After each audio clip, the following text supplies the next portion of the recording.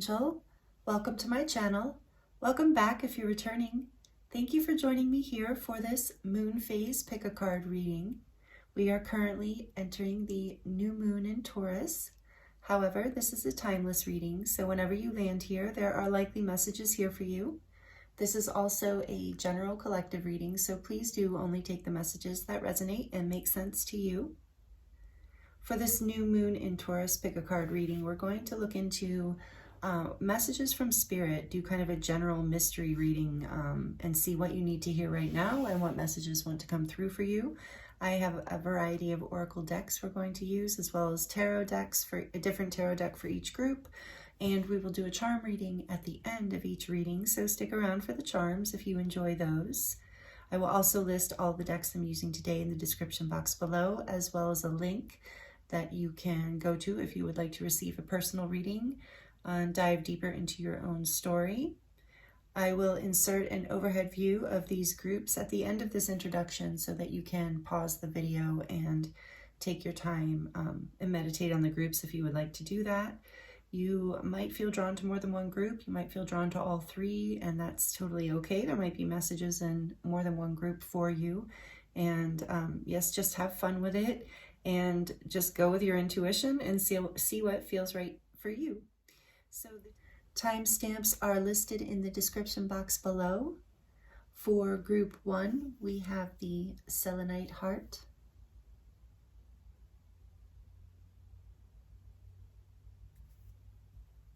With the Selenite card that says Sacred Center.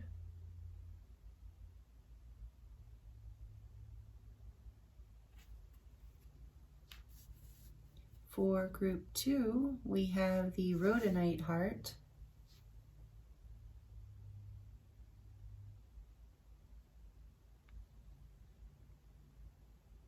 With the Rhodonite card that says, Feel your heartbeat.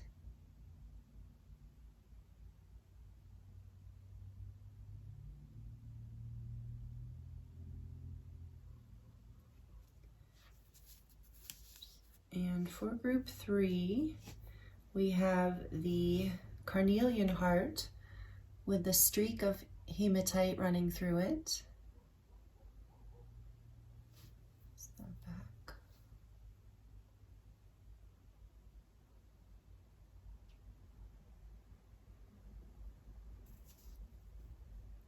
With the Hematite card that says Anchor In.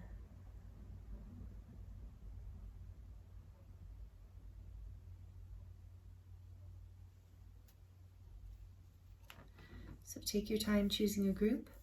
Timestamps are listed in the description box below. I thank you so much for being here with me, and I look forward to seeing you in your reading.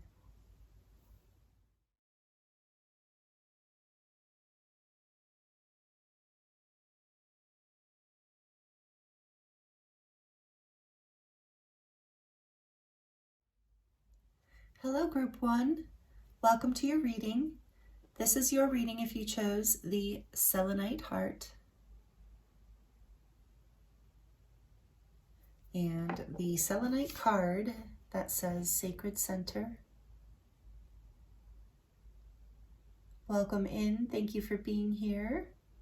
Happy new moon if you're here on the new moon. Either way, welcome in. I hope you're doing really well. We're going to dive into quite a bit of messages here today, just to let you know. So get comfortable. You can always pause the video and come back another time if you don't have time for the whole thing. But I sense a lot is coming through today because I was guided to a whole lot of oracle decks for you and even a tarot card. So we have this like whole stack here. And so my answer to that was pre-shuffling them out because I don't know what they are. I haven't looked yet.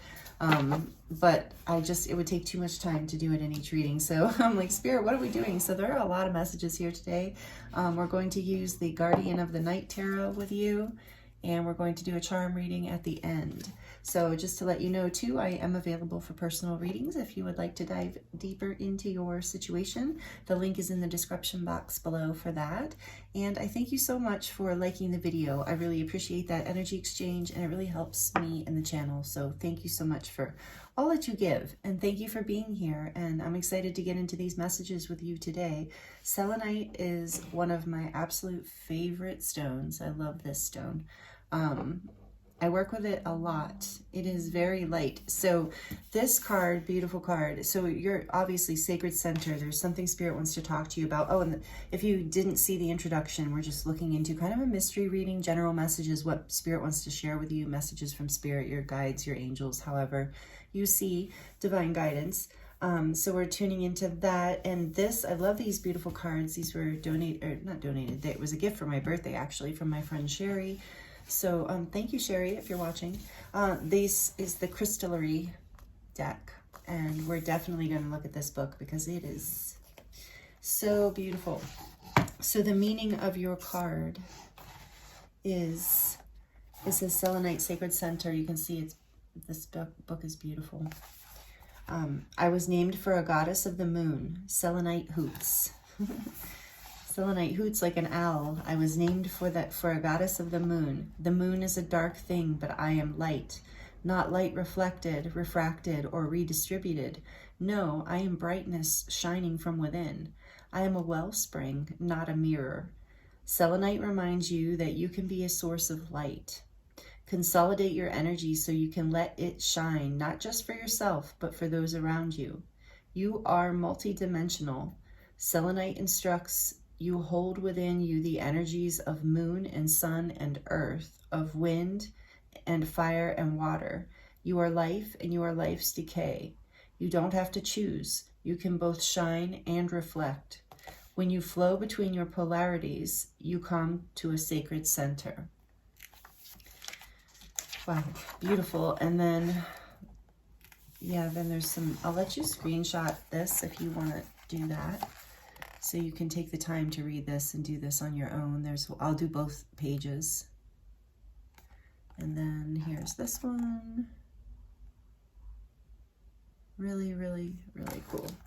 Okay, so balancing polarities. The light within you shining. All right, we're going to get into your messages. I can't wait to see what all these oracle cards are about today. And this is a selenite moon too, by the way. Selenite is, okay, so I'll just share with you as, you know, a healer and a reader and whatever, a channel. I work with crystals. I've been working with crystals for many years, as you can see from my collection here, but I have a lot more all over my house. But this, I worked in the gem shows in Tucson for years. This, I think this came from the gem show in Quartzite, this selenite heart. So did this. This is a selenite moon. And selenite, like it said in the book, it's very light. It's salt-based, and salt just absorbs, you know, negativity. It absorbs things, right? So it also energetically, spiritually absorbs negativity. And because it is salt-based, it's like it never collects. It's like you never have to clear selenite. For those of you, some of you are interested in crystals, or some of you know this. Whereas other crystals, darker crystals like tourmaline, here's like, I love black tourmaline too. The darker crystals, and it says in this book, I didn't read this part, but it talks about how healers, shamans traditionally use a light stone and a dark stone. The light for bringing in the light, and the angels and for clearing, and this one to absorb the heavier stuff.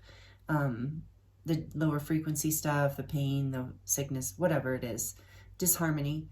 So anyway, these stones need cleared, the darker ones. This selenite does not. Often I will set little stones like this on this moon, or bigger pieces of selenite. I have to clear stones. So maybe some of you wanted to know that. For those of you who didn't, thank you for sitting through it. Anyway, I love selenite. It's great. It's one of my favorite stones to work with as a healer, and just as a sensitive human. It's great to put, maybe this is something you need to hear, maybe that you're getting off balance, maybe you are sensitive and empathic. I'm getting that all of a sudden, that some of you are, quite a few of you are.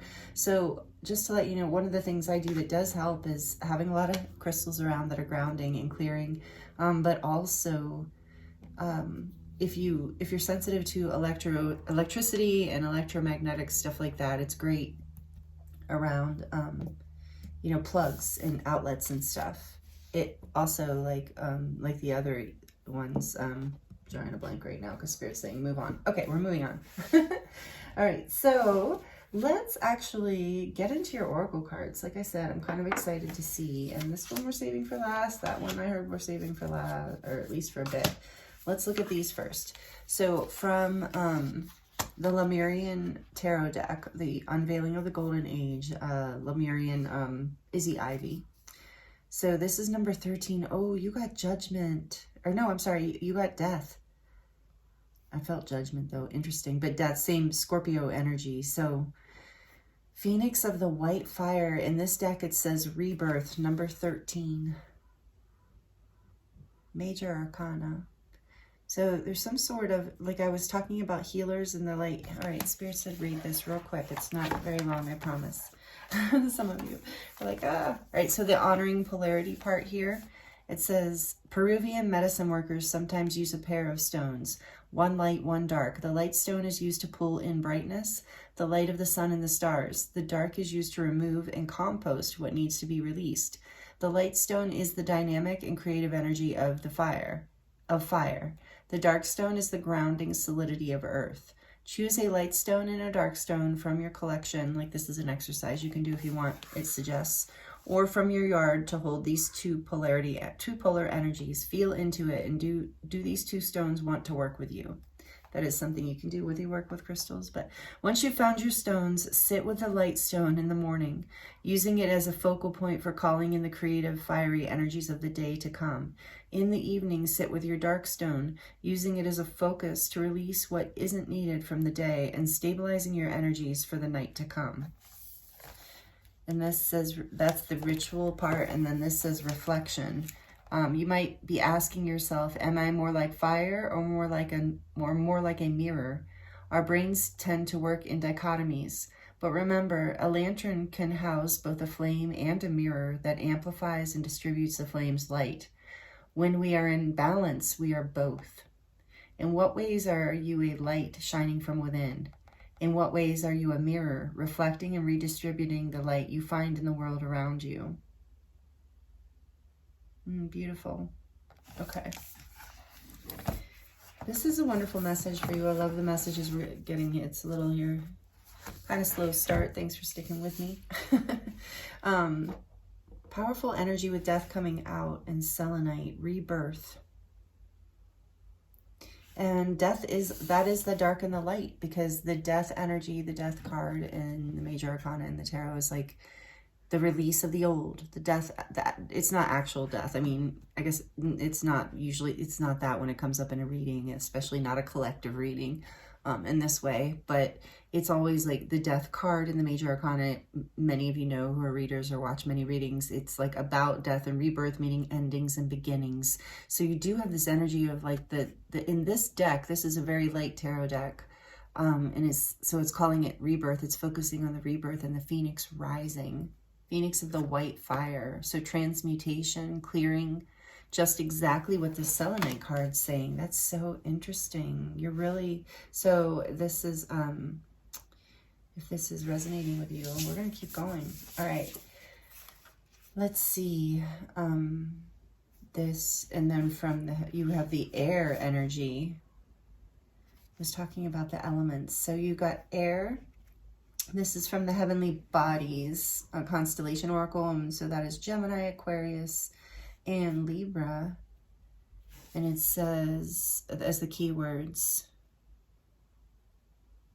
what does it say? Oh, one-mindedness, objectivity, and learning. Oh, I was going to say one-mindedness. That doesn't make sense.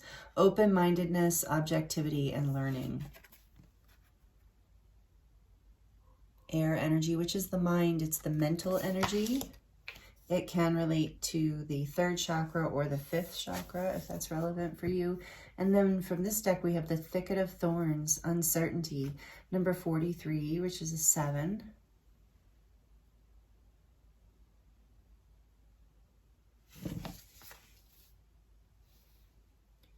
And from the Moonology deck, we have adjustments are required, 3rd quarter moon. We're heading into a new moon, but this is just about the message here. Adjustments are required. Interesting. All right, we're going to get into this more. I'm starting to get some messages, but The tarot will help us clarify. You're obviously, you know, what I'm getting here so far is that you're obviously going through some sort of transmutation, your transformation, or transmutation, or both. Adjustments are required. There's been a lot of fear and uncertainty here, and I think you have been leaning into maybe one pole or the other. There's been some sort of ending, there's a new beginning, there's a need to be open-minded, there's a need to be objective and trusting of the path ahead. You can see that this young woman is being led into the light. And there's that sweet little deer ahead in the path, which deers represent compassion to me and family.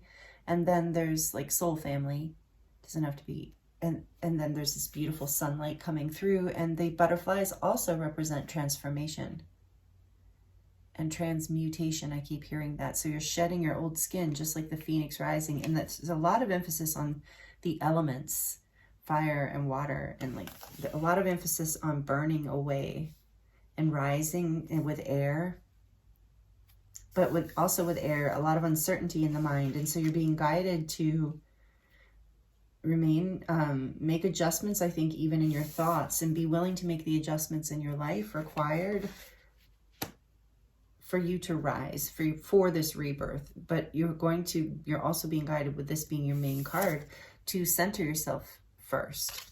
Centering yourself is part of the process. It's like, as you center yourself, you will rise as the phoenix. You will come, but you're being guided, I feel like, with this card in the middle, to really lean into being open, like the beginner's mind, especially with uncertainty, just following the light, being willing to change, being willing to make adjustments. Even if the way ahead looks a little uncertain, just stay within the light, stay in the path that feels light, like literally light in your body even. A lot of times that's how I will make decisions, especially I'm really getting that this group is empathic. Also, you know, that's a really great idea. I might actually start doing that, like focusing on the light stone in the morning and the dark stone at night. I love that. Especially powerful around a new moon for releasing and manifesting something new, like new beginnings, of course. But new moons are great for this energy that you're being presented with here. So something big is on the rise, with a major arcana coming out, and with it being number 13, that adds 2 of 4, it brings us back to the energy of stability. And so through this shift, you might have uncertainty now, but as you come into balance, as you clear away the fears of the past and let whatever needs to, the adjustments to happen, whatever needs to be let go of, and maybe even uncertainty needs to be let go of, and just to remain open-minded and optimistic, and balancing out those fears within you. So tell us more, please. What is going on here for group 1, please, Spirit? Thank you. What's going on for the beautiful group 1? I do have another channel, by the way.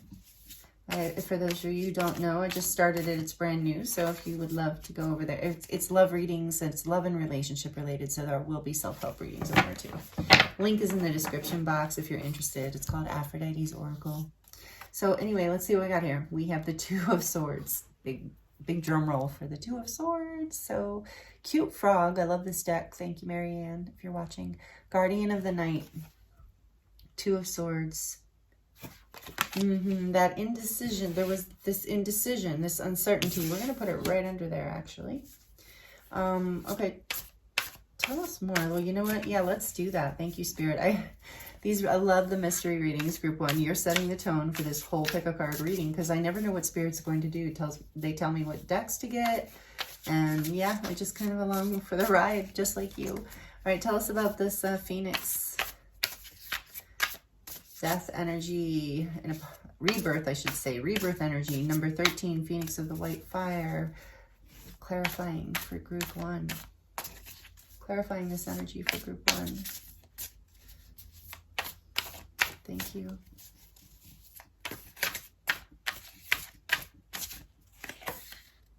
Three of Wands. You've already seen what you're rebirthing into. You are like on the precipice. waiting for something, waiting for this rebirth. Tell us about air, please. Thank you. Five of Swords. Speaking of air, swords are air. Gemini, Libra, Aquarius. What? Am I forgetting? No, I'm not. Okay. For a second, I thought I was forgetting someone. Five of Swords.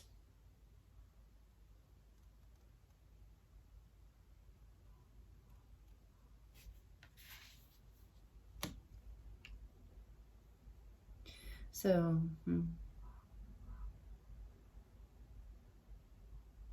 okay, we'll get into it in a minute. I'll tell you more in a minute. Adjustments are required, please, Spirit.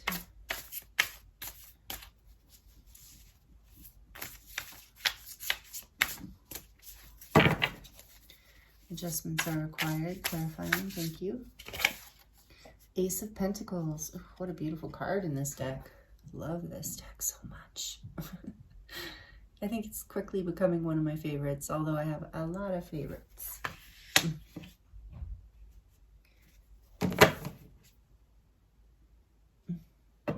Back of the deck is the Five of Cups. So yeah, you are going through some sort of rebirth here after disappointment, after pain. Maybe you've been carrying around a heavy heart, and maybe that's where some of this indecision has been. But with Ace of Pentacles clarifying adjustments are required, Spirit's saying something has to change. A decision has to be made in order for, or something here has to shift. There has to be a rebirth. I think you already have a vision of what this is.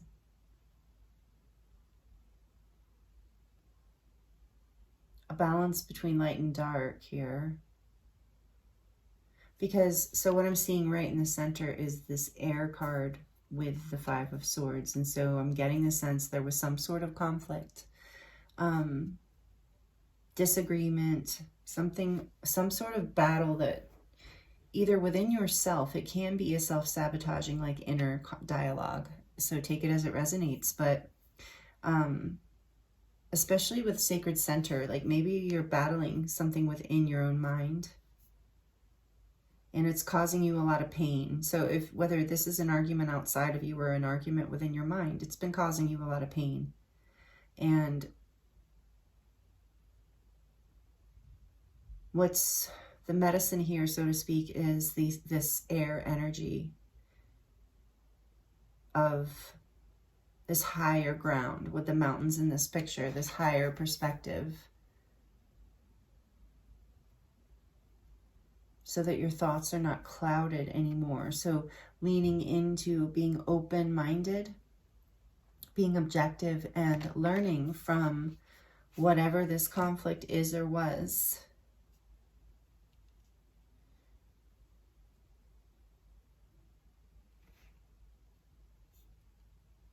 And I think that will help bring you back into center. Also, with the Five of Cups, there's always this focus. And I think this is where your uncertainty is coming from, Group 1, is with the Five of Cups, there's always this focus on the negative or on what's sad or on the death part of this Phoenix aspect.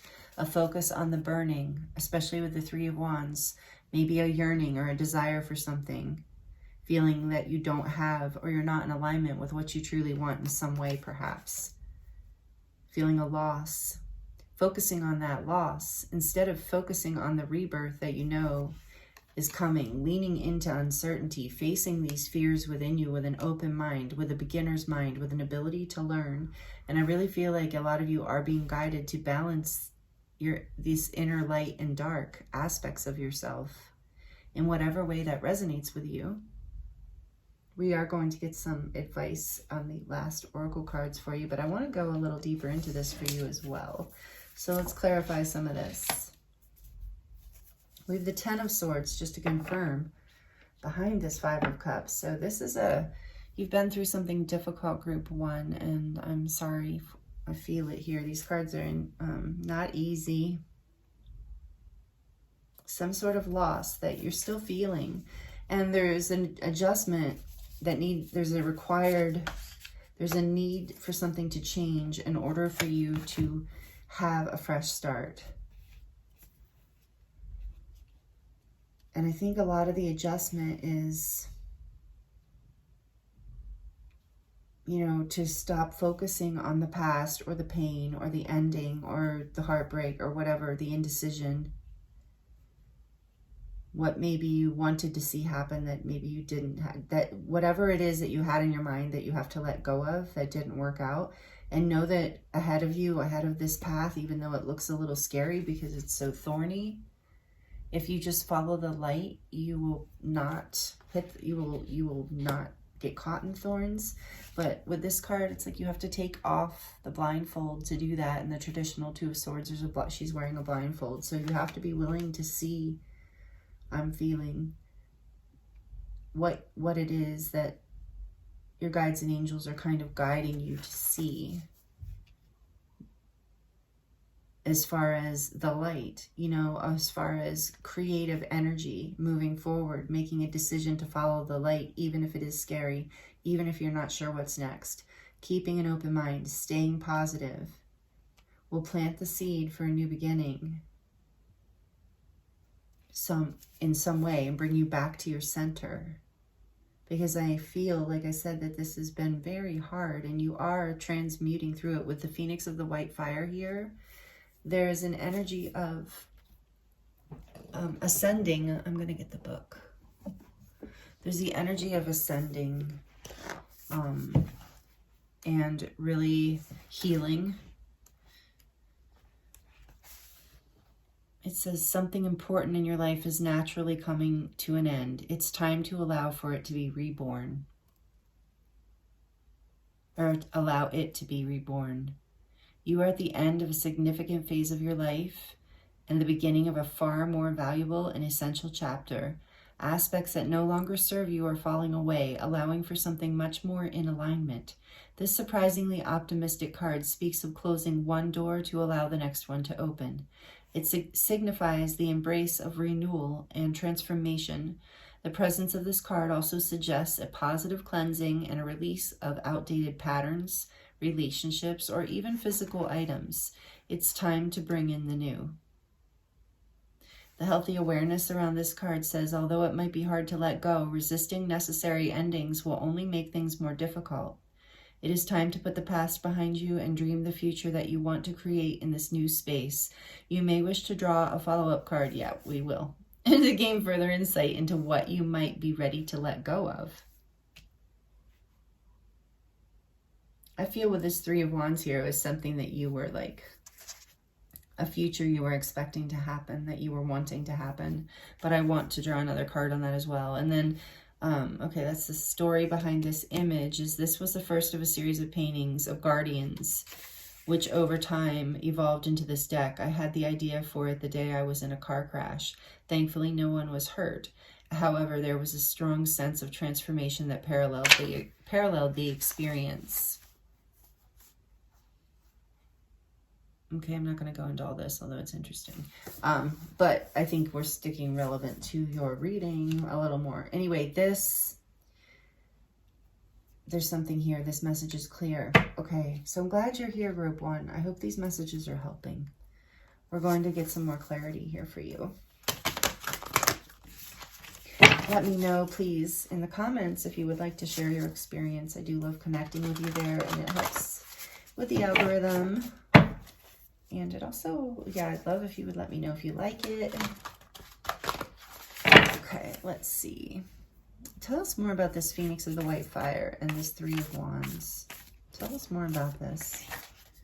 The Chariot, and this is Cancerian energy, water energy. Number 7, the Chariot. We had another 7, but, okay. Yeah, again, the Chariot is also about bringing things into balance in order to move forward. The dark and the light. You see how this, is it a sloth? Yeah, this sloth is black and white, and it's the same, and in the traditional deck, you know, there's like 2 sphinxes, one's black, one's white, and it's about balancing the aspects of ourselves. So this is very much what's happening for you. There's something that you're letting go of. in order to come into balance with more light in your life, in order to move forward in, and maybe you have been dreaming, maybe there's been something that you've been wanting to rebirth towards.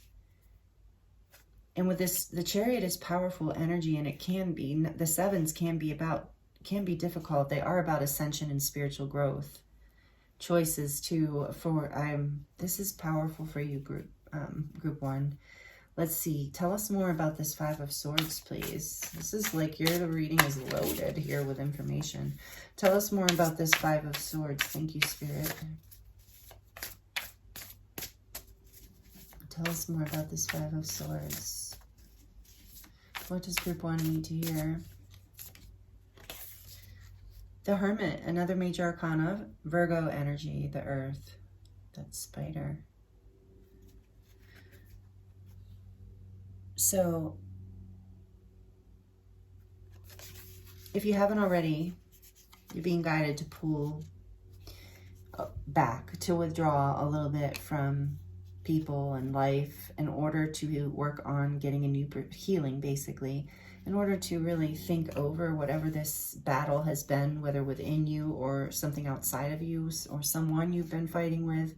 So if it's about a person, by the way, I've been doing, on this channel, I've been doing love readings every Friday, just to mix it up, just to throw in a love reading. Like I said, I have that other channel. But anyway, the one I just did, the one I just did right before this reading, I feel like there might, if you feel called to it, there might be messages there for you. I'm feeling a very similar energy in certain ways. Anyway, the Hermit. So you're healing, you're being guided. You might naturally be going within. That's very much a part of this death and rebirth energy. We tend to go within, pull away a little, withdraw a little in order to get clarity and heal and do some spiritual insight, get some spiritual insight. I don't know why I'm tripping up in my words, but if you haven't already done this, it will help. It will help you get a new perspective and have a more open-minded, grounded view. It'll help you feel more grounded as well. But this Hermit energy is all part of this process of death and rebirth, because in the process of transformation, there is this reflection. And remember, your card was also talking about reflection. So the Hermit is, oh, and the Hermit's always holding the lantern. Wow. Very synchronistic. So the lantern, that is a very powerful symbolic message coming through, how you can both shine light and reflect light out. You're healing, I feel like, some sort of, pain from the past. Like, I feel like for a lot of you, it was a disagreement or an argument with someone else with this, but it could have just been within you and then an ending to something in your life around it. But some sort of deep battle that's really calling you to transform. And because deep within your spirit, with the Chariot here too, is this desire to forge your path in alignment with what it is you want in life. This pentacle, this blessing, this Ace of Pentacles, it's here. It's like these adjustments need to take place, and I believe they are taking place. If you're this far into the reading and it's resonating with you, I do believe this is what's happening for you. And you are transforming, and you are finding the light within you in a whole new way. And it's going to allow you to rise and move forward into your future in a way that you have been dreaming of. So tell us more about this uncertainty represented by this Two of Swords and this Thicket of Thorns. Tell us more about this uncertainty, please, Spirit.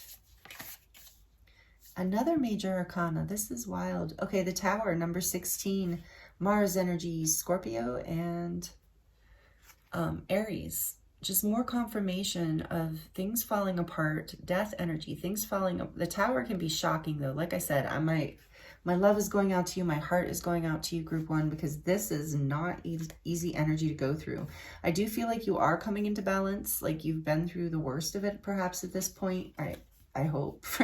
I believe you have, because, yeah, like I said, there are no surprises here. If none of this is, if you're this far in the reading and you're like, this is just not making sense, then this is not your reading. But by now, you know if it is. Anyway, 10 of Swords with this 5 of Cups and now the Tower. It makes sense. There was a major breakdown here. if this is, I was going to say before, if this is relationship related, like I was saying about that love reading, the Hermit here can talk about no contact, separation, taking some time out. The Tower can be a breakup, a falling apart of something.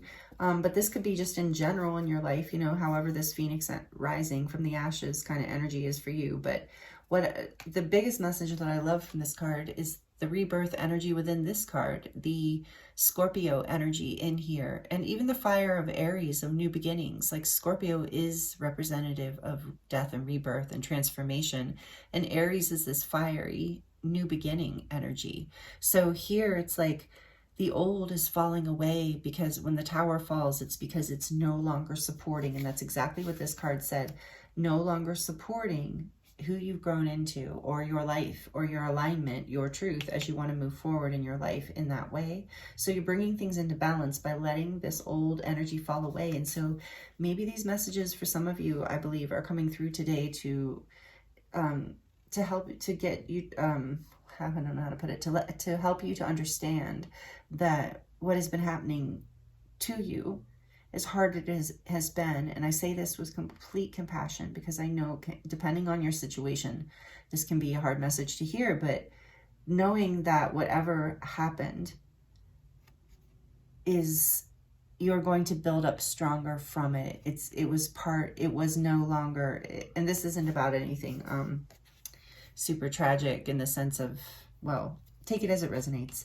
But anyway, I'm saying this with a compassionate heart, because this Tower energy, this breakdown, this Ten of Swords and Five of Cups is so painful. This is a lot of grief, a lot of heartbreak. We haven't seen the Three of Swords, but I definitely feel that energy here. But I think you're past kind of that Three of Swords, like the initial heartbreak has healed a lot for you, and Spirit's just coming through to let you know, don't focus on the light within you, and that you're not going to necessarily find it outside of you. The adjustments required for you to find like a certainty within, a light, this energy, to basically not focus on, with this Five of Cups, Ten of Swords, focusing on the pain or the heartbreak or the ending and what didn't work, the memories of the past, but focusing on the falling apart, the shocking. This could have been shocking. So I understand how we can get kind of stuck in this energy.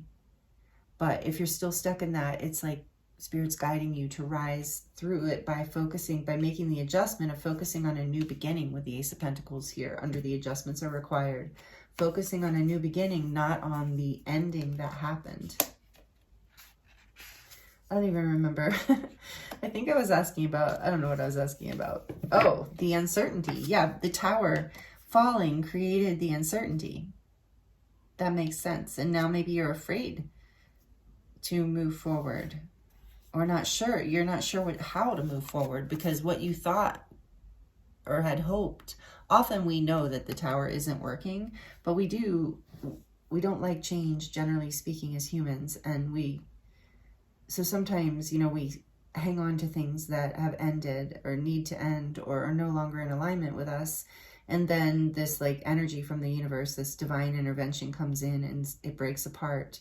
And it's in order to allow you to rise into the next level of your light, essentially. Take that however, you know, that fits in your life. But the Tower, this falling apart, whatever fell apart, is creating a fear and an uncertainty within you. So let's get a little bit more. I'm actually going to put the Tower over here because it feels right with that energy.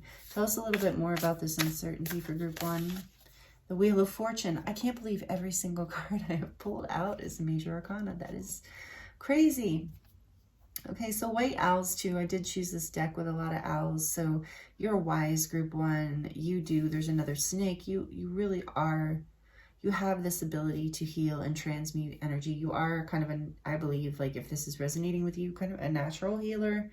And you're learning how to shine even more of your light. It's part of your destiny here with the Wheel of Fortune. So the Wheel of Fortune coming over this uncertainty is telling me, with the Tower too, is that maybe you weren't making a decision, and this, you know, the universe had to intervene. Destiny is calling you forward through this path, even if it does look uncertain to you. And what fell apart because it's part of actually something trying to lead you into something positive. And it was unexpected and scary, but it was all part of this divine plan and divine timing. So again, we have the energy of Scorpio here with the Wheel of Fortune, with the fixed signs. We also have Leo, Taurus, Aquarius. We have all the signs on the table, but these are the main ones. Virgo here with Hermit. Ooh, this is powerful. So tell us more, please, Spirit, about this. Adjustments are required in this Ace of Pentacles.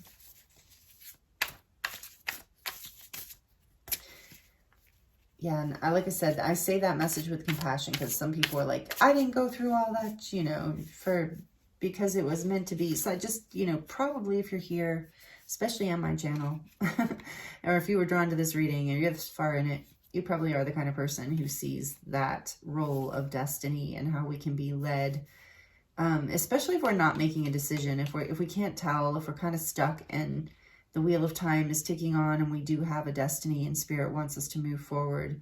Sometimes there will be a lightning bolt that comes through, divine intervention that gets us on track. But I'm feeling a really good feeling from this. Is Jupiter energy too, the Wheel of Fortune. I'm feeling a really good energy from this of positive transformation and a lot of creativity, a lot of spiders here. So a lot of creativity being born from this. And that's what that was saying about focusing on the light. So big message coming through your reading, group 1, is focus on the light.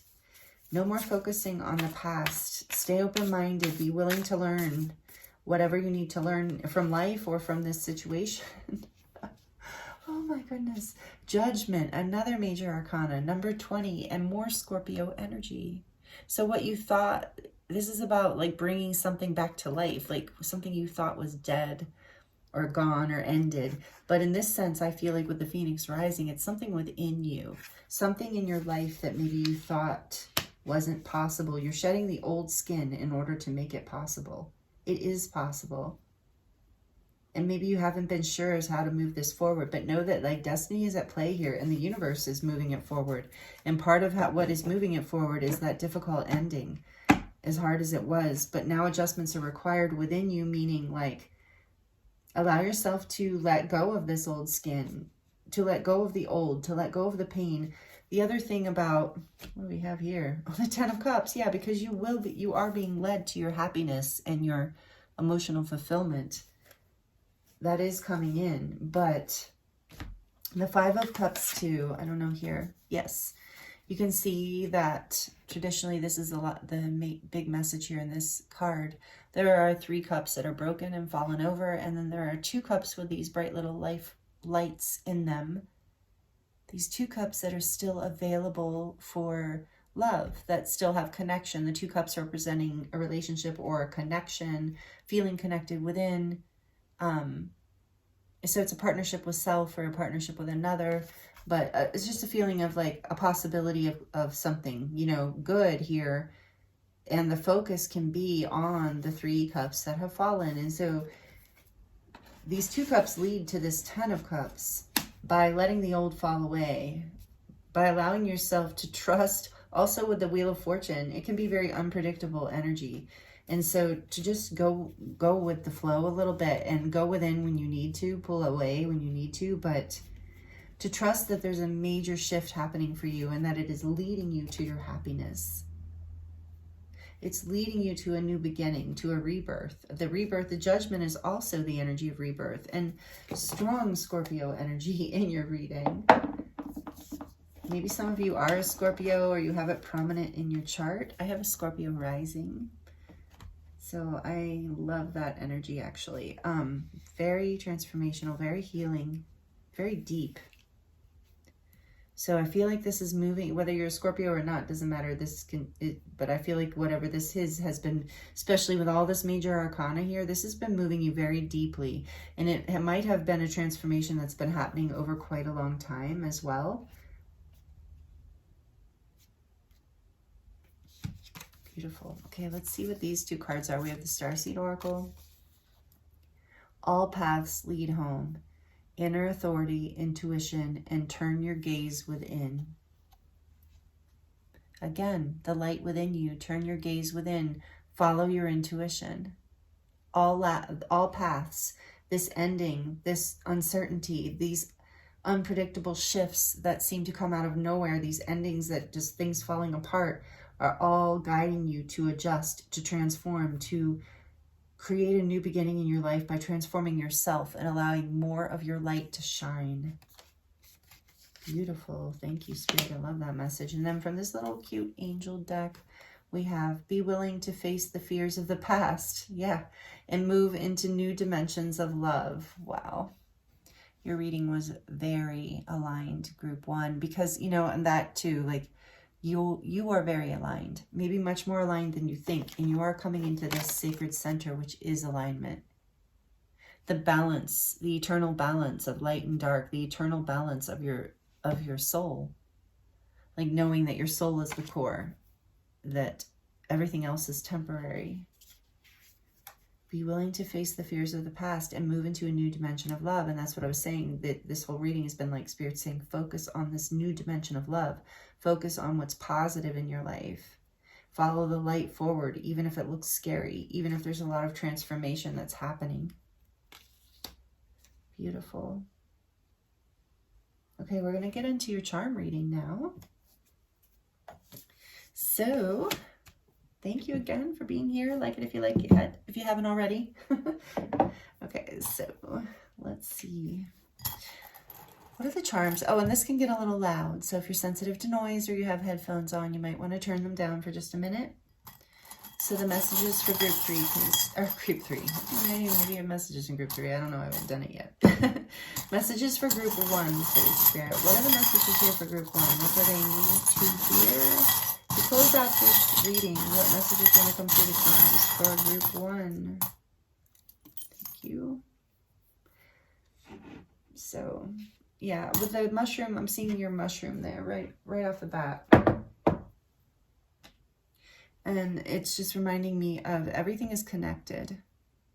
And life, like I'm thinking of the mycelium, the roots of mushrooms, how they're all connected and they all communicate together in connection, but also like they're incredibly detoxifying. Like they're incredibly intelligent together as a group like this, and mushrooms are incredibly detoxifying for our environment. So it's like there's this just energy of, again, of like pulling out the negative or the toxic, or take it however it resonates for you, pulling out the heavier the past, this energy of the ending and the tower and the falling apart. Mushrooms are just, because I remember this, I mean, I've known this from, you know, school or whatever, but I remember when the oil spills were, there was a big thing around that in the ocean, you know, and one of the things that they were doing to clean up the oil was putting these mushrooms in their roots, and their mycelium would just pull all the oil up and then transmute it and be able to alchemize it basically into something that was like compost for the earth. So again, you're getting that message with that mushroom. And then also something about communication and telepathic communication. So take that as it resonates. And I'm getting that also with this feather. Like your guides and angels are communicating with you. Yeah, with judgment. Yes, you're being called forward. These adjustments, you know what they are because you're being guided. If you're seeing feathers, no, that's a sign you're being guided. And you have this chariot energy here again with this charm with the horse. So this is a powerful move forward, like an unstoppable, like once you bring this sacred center in, once you really, you know, have healed and really have this new energy of light burning, busting out within you, this like birthing that's happening, this rebirth, you're going to move forward very quickly. So that's the other thing, Spirit's saying, be prepared, as my eyes are being guided to this turtle, because things maybe have been going really slowly. Like I said, you did get a lot of major arcana, which often reminds me of like things happening over a very long period of time, because the major arcana represent deep transformations in our life and deep soul lessons. And so they take time. And so maybe you felt like things haven't been moving for a while. Like I said, you were kind of yearning for this change on some level. Whether you were fully conscious of that or not. But things are about to speed up as soon as this balance comes in. And there is a knife here, or a dagger, I don't know, a sword, a little mini sword. And in your reading, I feel like it's representing cutting ties from the past, cutting, and look, scissors too. So much guidance. That also with the knife here, you're protected. Know that you're protected, but also in that this whole experience is protected with all of this major arcana coming out. It's being very divinely guided. It's very much part of your destiny to rebirth into whatever this new path is. And all paths lead home. Maybe you thought what fell apart was home. This is leading you into a brighter, better home. And these scissors are also representing cutting away what no longer serves you, you know, what isn't in alignment with your current new rebirth self. And then we have the palm tree here, which is about staying flexible and strong. Like your strength is in your flexibility right now. I feel like that message came through. Yeah, open-mindedness. Remain flexible. It will keep you strong. And then cherries here to represent, first of all, like the innocence, like to stay in that innocent heart too. Like, you know, there was some heavy energy there. So it's like allowing yourself to experience the sweetness of life, what makes you happy, and like basically indulging that part of your inner child that wants to experience sweet cherries in the summer, you know, or spring or whatever. I don't know, summer, I think. But there's this energy here of the innocent. I keep getting the innocent heart. Like something has to heal here. Maybe you were really angry with this Five of Swords or hurt. And it's understandable with all this energy over here with the Tower, the Ten of Swords and the Five of Cups. It's like, so you're being guided to back in, and I think this is going to happen kind of naturally. But you are being guided to pay attention to it. Remember to bring it into balance, back to that innocent sweetness of your heart, of who you are, what makes you happy, and allowing yourself to have those things, even if it's like, you know, an extra treat, you know, at the end of the week or whatever. I don't know, whatever it is that comes into your life that makes you want to feel, that feeds your inner child in a way. And then we have, this is exciting because this is another Ace of Pentacles. So very strong message of a blessed new beginning here for you. And maybe you haven't been able to see that. And that's part of what the message of this reading was about, why you landed here today. I think part of the message from Spirit is there is a blessed new beginning here for you. If you don't see it already, yes, love. Because you are loved. You are loved by the universe, by your guides and angels, by everyone in your life that loves you.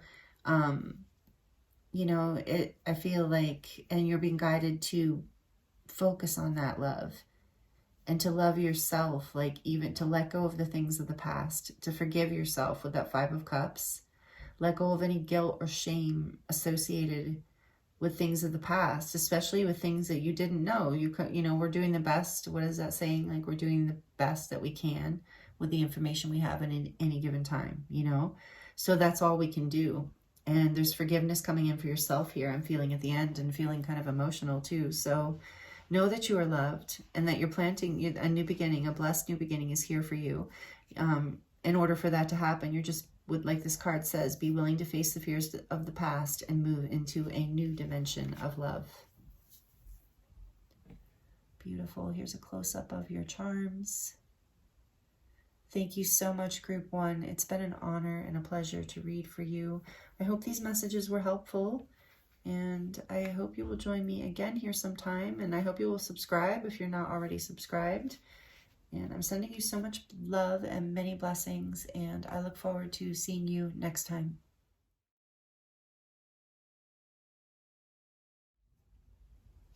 Hello, Group 2. Welcome to your reading. This is your reading if you chose the Rhodonite heart.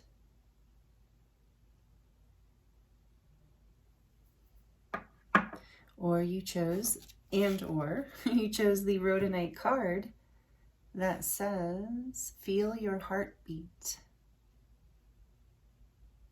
This card is so beautiful.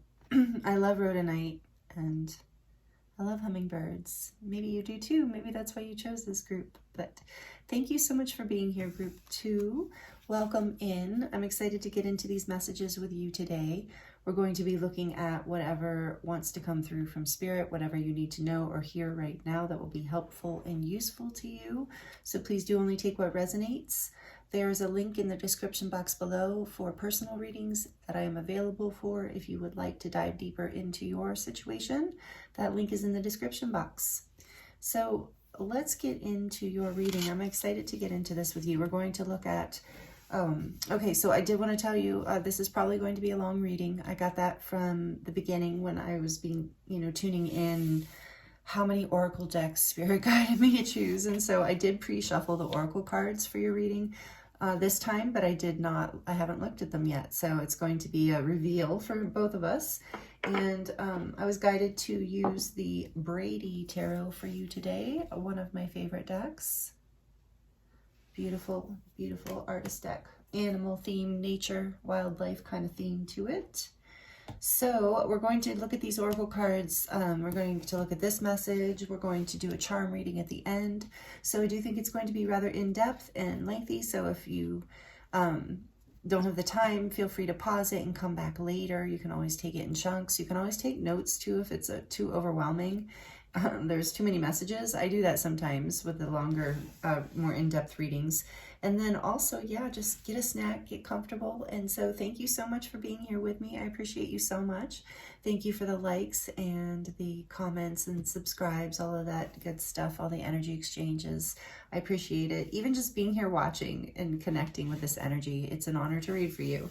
So let's get into what Spirit wants to share with you right now. First of all, Rhodonite. Love it. It is definitely a heart healing stone. So let's look at this message first. This card is from the beautiful crystallary deck that my friend Sherry bought for me for my birthday the one year. So thank you, Sherry, if you're watching. I love this deck. It's so beautiful. And the book, I mean, look at it. I know if you've been with me here for a while, you've seen it before, but it is just so gorgeous. And so anyway, Rhodonite, look. Okay, oops, hit the candle. Okay, so Rhodonite, heal your heartbeat. When you're feeling calm and centered, your heart beats in an even rhythm. Listening to it becomes self-soothing, helping you remember your personal cadence. But when you're anxious, especially when you're perpetually anxious, your heart stutters and skips. Your own skittish heart can send you deeper into unease and angst. But it's not your heart that's the problem. The problem lies deeper, rooted in the vulnerability that is causing the anxiety. Put your hand on your heart, Rhodonite instructs. Close your eyes and feel its beat. Once you're in sync with yourself, ask your heart what's feeding its anxiety. To heal your heart, you need to first know in what way you feel vulnerable in the world. It's time for this first step. So this is the message, and I am always so drawn to the stitching of this heart. You know, there's been broken hearts in the past, healing here.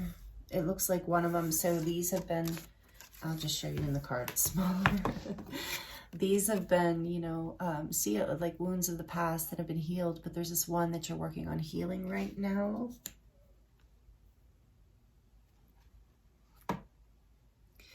Okay, so take that as it resonates. We're going to get deeper into these messages, but this card also talks about in these pages, I'm going to hold up for you because there's a ritual here you can do in a reflection, like a kind of a reflection or meditation or journal idea. So if you like to do that kind of thing, I'm going to hold it up so you can screenshot each page. But this talks about holes or tears in the aura and getting drained or worn out very easily because of this, or overwhelmed by other people's energy because of this. So there's something here about healing the wounds of the past, because see how vulnerable that wound is until it's stitched up. So there is something about that, as well as sealing your energy, like healing that so that you're not so overwhelmed by outside energies. So that's a strong message in this card as well, coming through here. Messages from Spirit. So right off the bat, so I forgot, we're going to put this over here. Can you see it? Yes. If any of you, I just thought of this because I just hosted a sound healing with a friend of mine last night, and with the drum, it was like the heartbeat. If any of you work with a drum, and sound in that way. That could be very therapeutic for you, I'm hearing.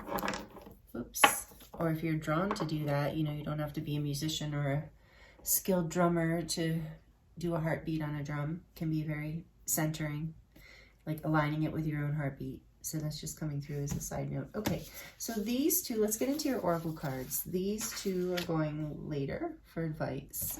And we're going to look at these first. This card is from the beautiful Lemurian tarot deck from Izzy Ivy that's called Unveiling the Golden Age. So let's see what you got. You got the Garden, the 9 of Earth Guardians. Beautiful. Number 72. So this is the 9 of Pentacles in this deck. The Earth Guardians, she calls them. The garden, fruitful, abundant. Beautiful. All right, let's see what else you have. From the Sacred Forest, you have the Spirit Guardian of Spring, activation. And where I live, we're currently in spring right now. Activation. But it's about the energy, fire energy. And then we have from the Constellation deck, or what's it called? Heavenly Bodies Astrology deck. House 10, structure, discipline, life mission, accomplishment, and career. Structure, discipline, life mission, accomplishments, and career, the 10th house. And that owl on there, a hummingbird might be also a symbol for some of you.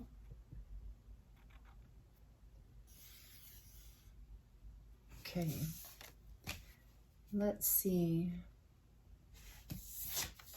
Then we have Hold Your Vision, the fixed moon.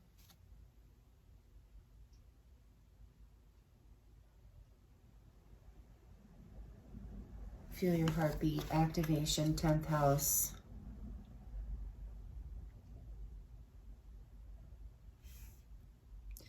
Wow.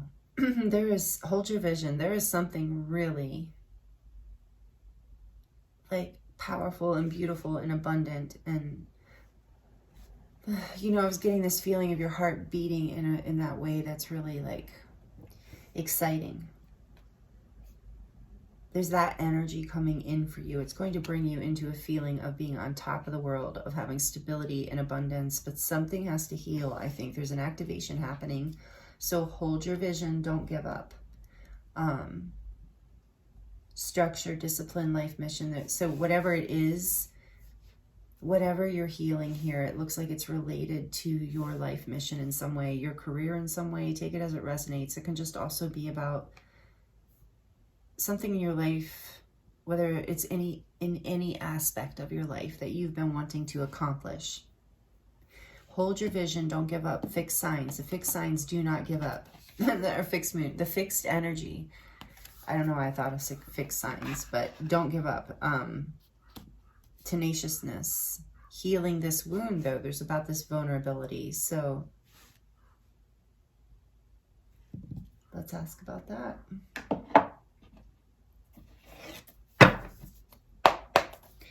All right, let's see.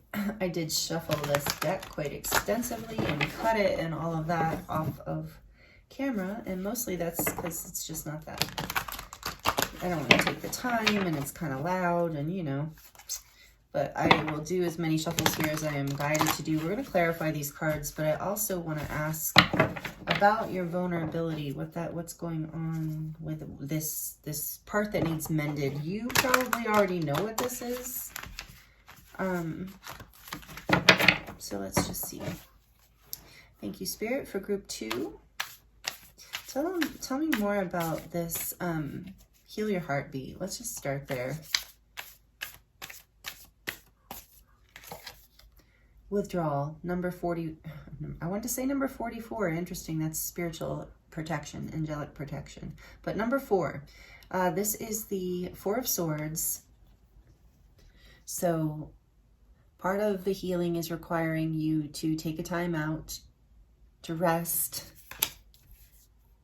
Some of you might literally be healing from some sort of surgery or wounds. Take it as it resonates, and it's part of a bigger transformation related to your life mission and future accomplishments. That's only for some of you. Yeah, it's like you're not quite ready to go in this new direction because you have to rest. You have to heal. Coming back into your own rhythm again after something hard, I'm imagining. So I'm sorry if you've been through something challenging. Tell us more about the garden, please, Spirit. Can you please clarify this garden card, 9 of Pentacles? Passage, the 6 of, what is this? Swords, I imagine. Yes. So you have 2 swords, you have a lot of air energy out. With the 10th house too, I think. Or no, maybe that's, I don't know, I can't remember, to be honest, sorry. I have to look. I will look for you now that I said that. But this is the 6 of Swords, so air is Libra, Aquarius, and Gemini, but you don't have to be those signs. I keep grabbing more books for each group. I only had 1 book out in the beginning, now I have a whole bunch. Okay, let's look at, I want to look at the 10th house for you, because I don't know enough about it. I'm still learning about the houses in astrology. So let's see. And you probably know a lot, so hang with me if you do. So, okay, that's Capricorn, Earth. And that's what I thought. I was feeling Saturn energy because structure, discipline, life mission, accomplishments, career. Yeah, that was a little bit of a duh moment for me. Sorry about that. But anyway, yeah, Saturn energy, Earth energy, Capricorn. So it's the natural home of Capricorn, the sign committed to time-earned achievements. And it's ruled by Saturn, the planet which uses tough love. Tough love to prompt the manifestation of your goals. What is life pushing you towards accomplishing? And yeah, this 9 of Pentacles is accomplished. This is the very independent, often single, but doesn't have to be, very independent, self-sufficient kind of energy. Like if you're not single, you don't need your partner for resources kind of energy. Okay, let's see. So this says, what is life pushing you towards accomplishing? This space sits directly above house 4. And we have that 4 of Swords. Your roots, your childhood home, and the sense of security. The achievements of this house grow from the nurture or hardships experienced in the house below. And as house 4 is linked to mother, house 10 is linked to father, or whoever carried the authoritative energy in childhood, echoed in adult life as your attitude towards structure and authority in general. So the energetics of house 10, or what we just read, structure, discipline, career, public image and reputation also. And the experiences are life mission, time-earned achievements, establishing a position in society, parents, father. And this says the message of this card in this deck says, persist towards your goal with ambition, discipline, and perseverance, but don't cling too tightly to the outcome. There must always be space for growth, change, and intuition. It's where the magic grows. It's in this space of gentle, hard work where your divine masculine flourishes. Build a noble structure surrounding your inner world. Let it be the scaffolding, the container for your divine feminine. This is how you manifest on the physical plane.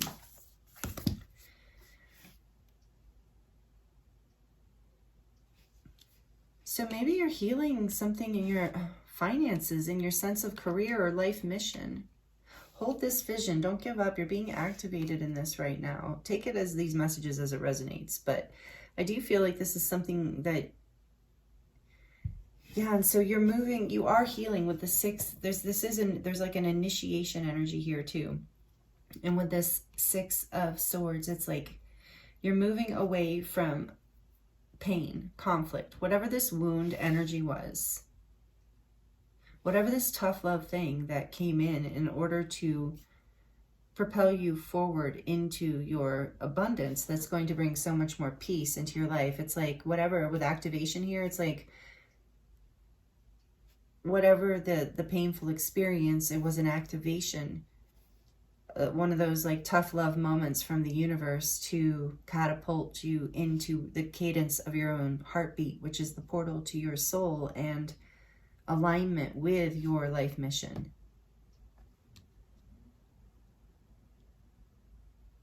It's like you're finding more peace first, to heal first. Okay, tell us more, please, about House 10. Why is this card here? Thank you. Victory. Awesome. Because didn't it just say something about accomplishments online or something? Am I making that up? Because I'm getting that message now with the Six of Wands.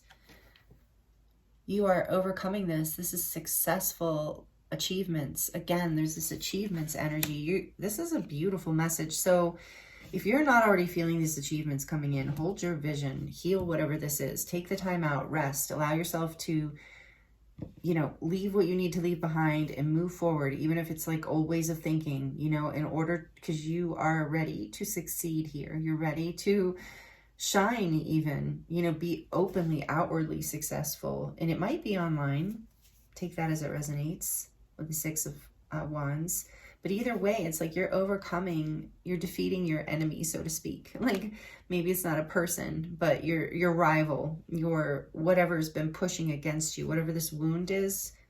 It's even like just wounds of the past. I'm getting with the snake, like a poisonous snake. I don't have anything against snakes, but just in this moment, poisonous snake, like this eagle is like overcoming this snake, overcoming like inner demons, inner past hurts, past timelines that no longer serve you, like having the discipline to follow, to accomplish some things that bring you into alignment with your life mission. This is really, really great.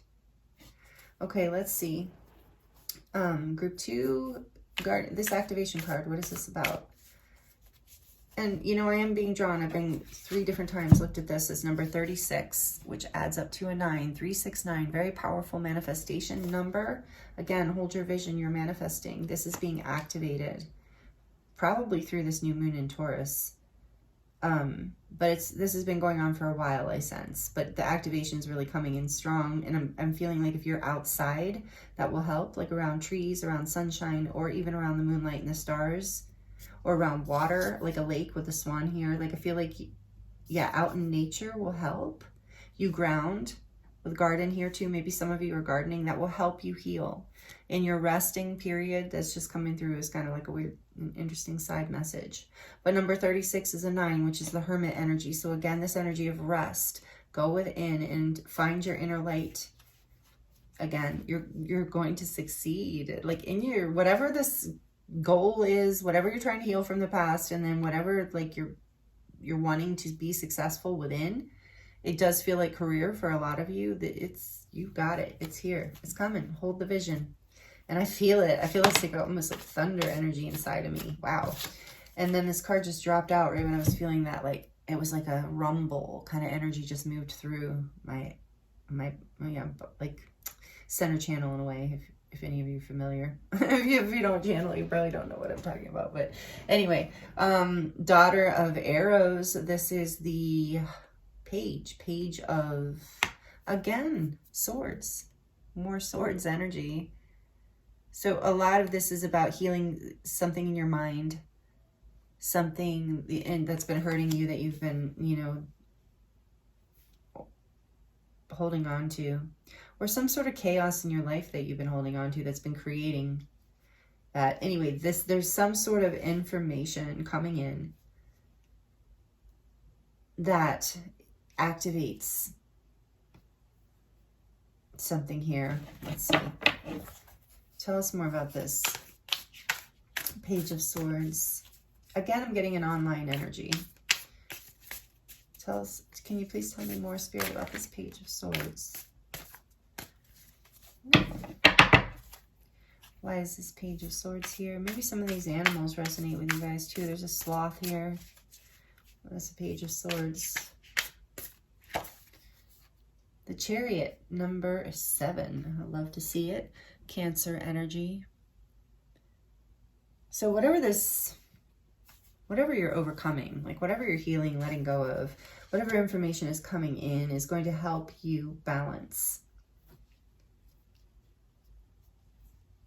areas of your life and aspects of yourself. It's going to act as a literal activation. So whatever information, whether this is from an actual person or it is you researching things or just running across something online,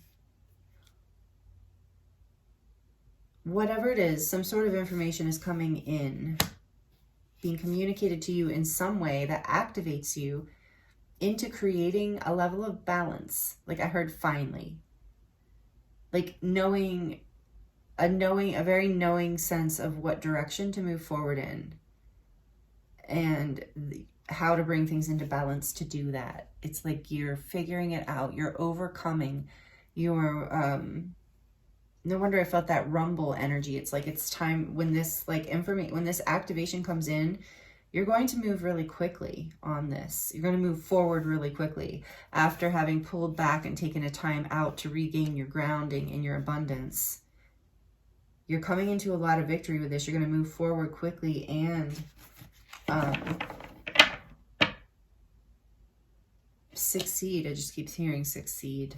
Okay, hold your vision. What's that about? Why is hold your vision here, please, Spirit?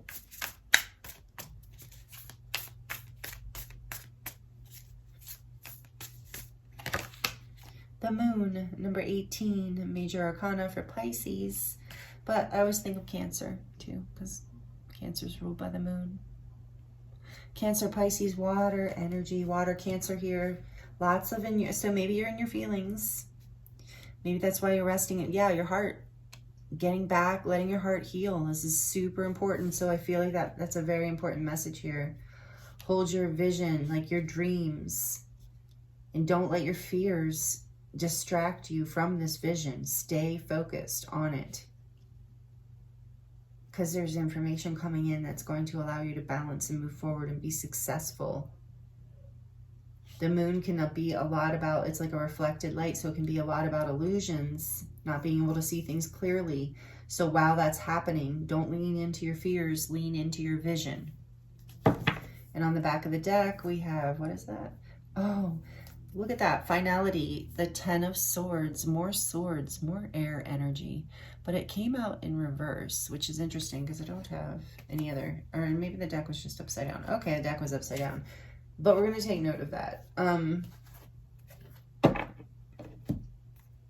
So finality, the 10 of swords was on the back of the deck. So this explains it. There's some sort of heartbreak that, and when it came out in reverse, it's like maybe maybe you haven't been allowing yourself to heal, or it's felt like unfinished business.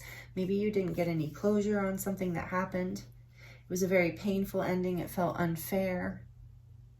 Like I'm really feeling that energy from this, that is often in this card around like, 1 or 2 swords would have gotten the job done, but we had to do 10, so it's like, all right, yeah, we're done, but with it coming out in reverse, it's like maybe you were hanging on to something from this experience, hanging on to the pain of it, I'm hearing. And so you're being guided to heal and release that. That's this vulnerability, of course, that little guy.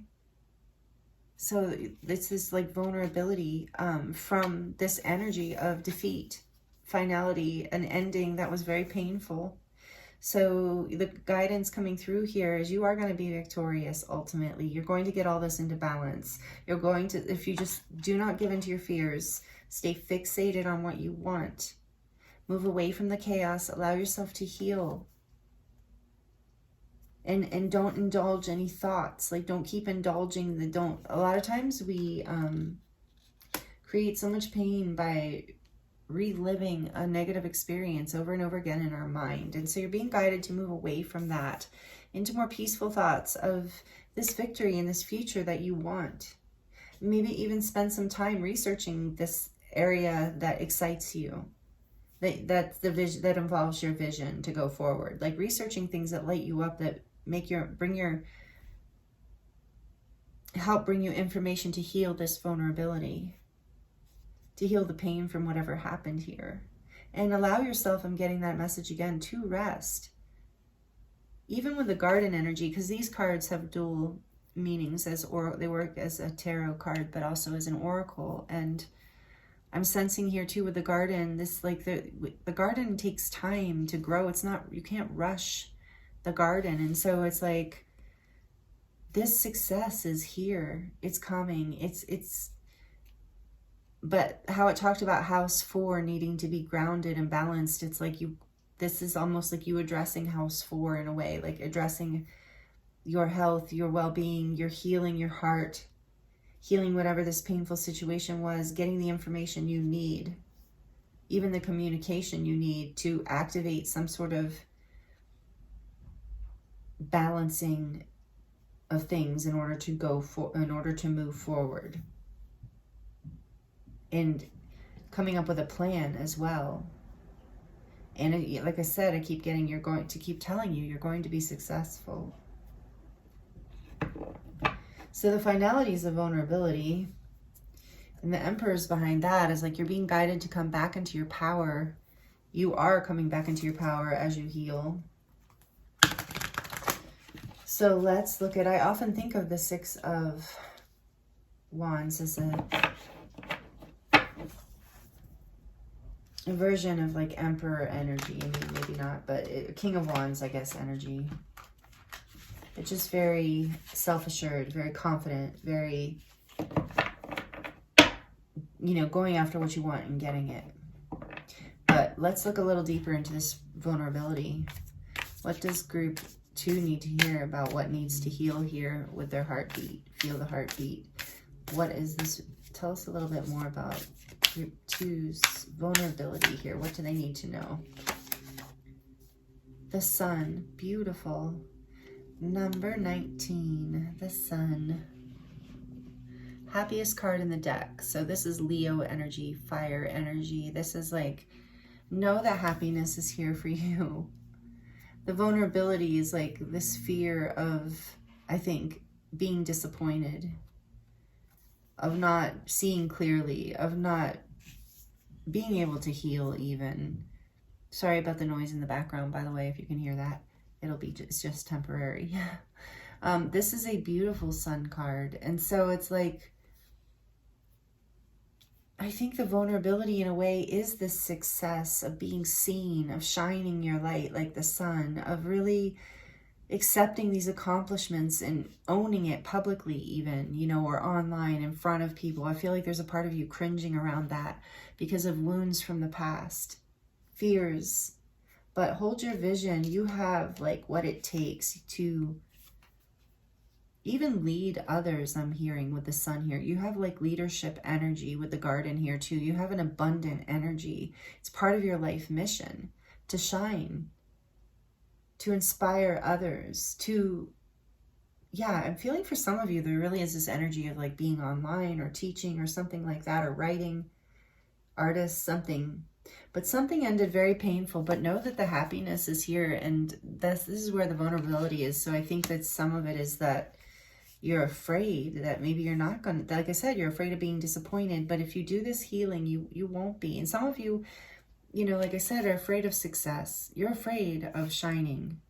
And that's some of what you're healing. That's a wound from the past, perhaps. Take it as it resonates. But it could be like a wound from childhood, of like being afraid of the light of the sun, and then also simultaneously being afraid that you'll be disappointed.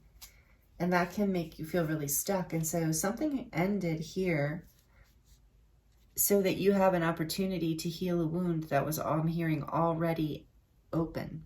You had gotten used to this wound. You had kind of covered it up, but you hadn't really healed it. And so it's like it got with activation, it got reactivated, the wound. But it was all like on a higher level anyway, whether it was all meant, however you want to believe it, if you don't want to believe meant to be or whatever, but it's all, the fact that it happened is actually allowing you to heal on a deeper level than the original part of this, so that you have, because you're being called into your life mission to shine like the sun, to shine your light, because you Group 2, I feel strongly. You bring people warmth. You bring light. We have the sun and the moon here. The energy of the masculine and the feminine, like divine counterparts, celestial divine counterparts.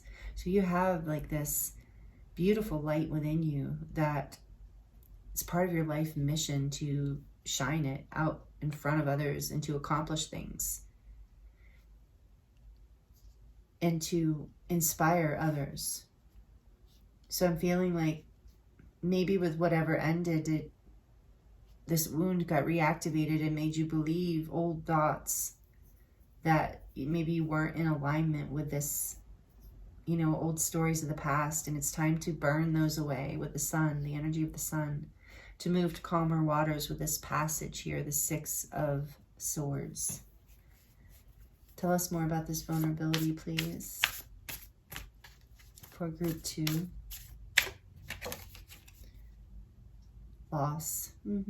5 of Cups. Yes, I felt it here with finality, so thank you, Spirit, for the confirmation. So the 5 of Cups is just regret, disappointment, sadness. It's also indicating that if you've been focused on the past, focused on the pain, again, we're talking about the same message keeps coming out. It's time to focus on what's left, what's good, what's possible, the future, what's still alive within you, the light within you, the love within you, what possibilities still exist, and allow yourself to grieve the loss and the disappointment of the past. Let it end. With the finality coming out in reverse, it's like,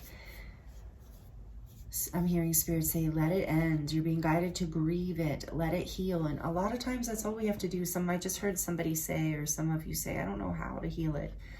You feel it to heal it. I know that's hard, and that's why it's hard to heal it, because it hurts. So it's like allowing yourself to rest and giving yourself grace, getting back in cadence with your natural heartbeat, with the sun, with your life force, with the garden energy within you, with the aspect of you that is alive and free and abundant and happy, that is here within you still. So Spirit's saying, focus on that, focus on what you still have, focus on the possibilities of the future, what's right in front of you, all the love in your life, all the connections that do make you happy, all of the experiences that do make you happy. And let yourself grieve what ended, so that it can be a finality. So it's not still hanging around, creating a drained feeling or disappointing experiences. Powerful messages going through the collective today. No wonder Spirit had me grab so many cards. And back of the deck, we have Judgment, number 20, Scorpio energy. So this is, yeah, pain here. Whatever died, whatever, what's the word? Whatever symbolically died here, whatever was lost, whatever, it's time for you to rise from it, like the phoenix rising. This is Scorpio energy, death and rebirth. You're overcoming this, you're rising. It's like, and it's also with the Judgment card, it's being called, like the angels are like, no, again, with the message of this flipping out in reverse, it's like, it's not over in the sense of like, you're not over. Like, you can heal from this. You can rise again. You will. You're being rebirthed because you're healing. And with the sun here, you're coming to light. You're awakening. This is it's part of your success, or part of your life mission to receive these accomplishments or accomplish these things. So you're healing this deep wound of the past that left you feeling stuck, drained, overwhelmed, hurt, like you couldn't get up, like you thought it was dead and over. But no, there's a call from the angels. There's like divine intervention that says, hold your vision here. You're being activated even spiritually, and maybe through the sun. Remember I was saying with the sun coming out, so that's confirmation of like getting out in the sun. Protect your skin if it's time of year you're someplace, but and receive the codes, receive the life force energy coming from the sun. It will help you ground and clear and transform through this, and just help you feel better. The sun is so nurturing and healing. So then, wow. So these are some of the messages coming through. We're going to look at these two oracle cards for some final advice, and then we're going to dive into your charms. Please like this video if you're liking it. It really helps the algorithm and helps my channel grow, and it just helps me know that you like it. And I appreciate the energy exchange so much. Thank you. So from the Starseed Oracle, you've got the love, Hadarian energy, codependency, and boundaries. Now that I didn't want to say anything halfway through, but now that I'm towards the end, or more towards the end of your reading, I do feel a slight resonance of energies here in group 2 from group 1. So only if you were feeling called to group 1, this is a confirmation for you that there might be messages there for you. But you got the love, Hadarian energy, codependency, and boundaries. Yes, you're healing. Bringing this all into balance. I do think that's part of the wound. It was like, maybe some of you, like I said, I felt like it was a wound from childhood. So maybe some of you were raised in codependency, or I can't say it on YouTube. So ABUSE or ABUSIVE households growing up. So, and you developed codependency and need or weaker boundaries. So you're being guided to, that's part of what's healing here. As you're loving yourself more, you're healing this wound so that, take that as it resonates, so that you give yourself more love. The sun is just so healing too, especially in this deck. And then you, group 2, got 2 angel message cards from this cute little deck. So we will see what you got. One is, when you dedicate your life to God, or universe, spirit, love, source, whatever your word. When you dedicate your life to God, you move into the life stream of pure consciousness where there are no limitations. So dedicating your life to, a higher meaning, a higher power, having a spiritual sense guiding your life. And I think a lot of you do. That's, if you're here for this reading, especially this far in it, you're likely as someone who's on that path. So it's just a reminder to, move. We just heard move with grace, that this has been difficult, and just keep surrendering whatever this pain is, whatever this loss is, to the divine. Surrender the whole thing, especially if you're confused. Just rest. Just let your mind rest. Let your heart rest. Let your body rest if needed, especially your mind. Let yourself rest. I feel like a lot of you are physically tired too, from like your boundaries. And remember, this card talked about tears in the aura. So that can be psychic boundaries, like maybe you're an empath, or you just I used to struggle with that a lot. I'm still very empathic, but I used to struggle with very weak psychic boundaries, and it was from my childhood, things of my past. And so, my aura being torn open, or different traumas, or different things like that. I don't even know if you can say that word. I don't know. Anyway, but, and it, through the healing work I do, it's been healing over the years. But the point is, maybe you're like that. Maybe you've been feeling like you just get overwhelmed so easily, and like deregulated so easily. So this is something you're being guided to work with and heal. And I think a lot of you already are. You're already on this. And with the sun here again, such a bright promise of it healing, and of this beautiful vision coming to life here for you. Such positivity coming in. And then your other angel messages: there is never a time when you are not wrapped in the wings of pure love. Yes, that Hadarian energy too. Pure love. You're always being guided. You're the sunlight. Pure love. You're always being protected. Hold your vision. Group 2. Wow, powerful messages for you. We're going to get into your charms now. So I'm very excited to see what comes through to close out your reading here. The charms can get a little loud, so if you're sensitive to noise or you're wearing headphones, you might want to turn it down for just a few minutes. Or not a few minutes, a few seconds. For group 2, please, Spirit, what charms come through to close out this beautiful reading for group 2? What messages want to through the charms for group 2? Thank you. Oh, you got the black tourmaline. Again, I'm feeling like some of you might really resonate with the messages in group 1. But again, only if it resonates. But I will share with you that message because I do feel like it wants to come through this reading, or one of those, not the whole group one message, obviously, but just from their card, from their signifying card for the reading, because it talks about how, you know, using a light stone and a dark stone for healing, and how shamans have historically done this for many years. And like an example of a light stone that they were talking about is selenite. And because it's salt based. All of the zeolite crystals are actually. Do I have selenite on the table? I do not, because I put the other, I don't think I do, no, because I put the other one away, but oh yeah, duh. This is selenite, this big moon.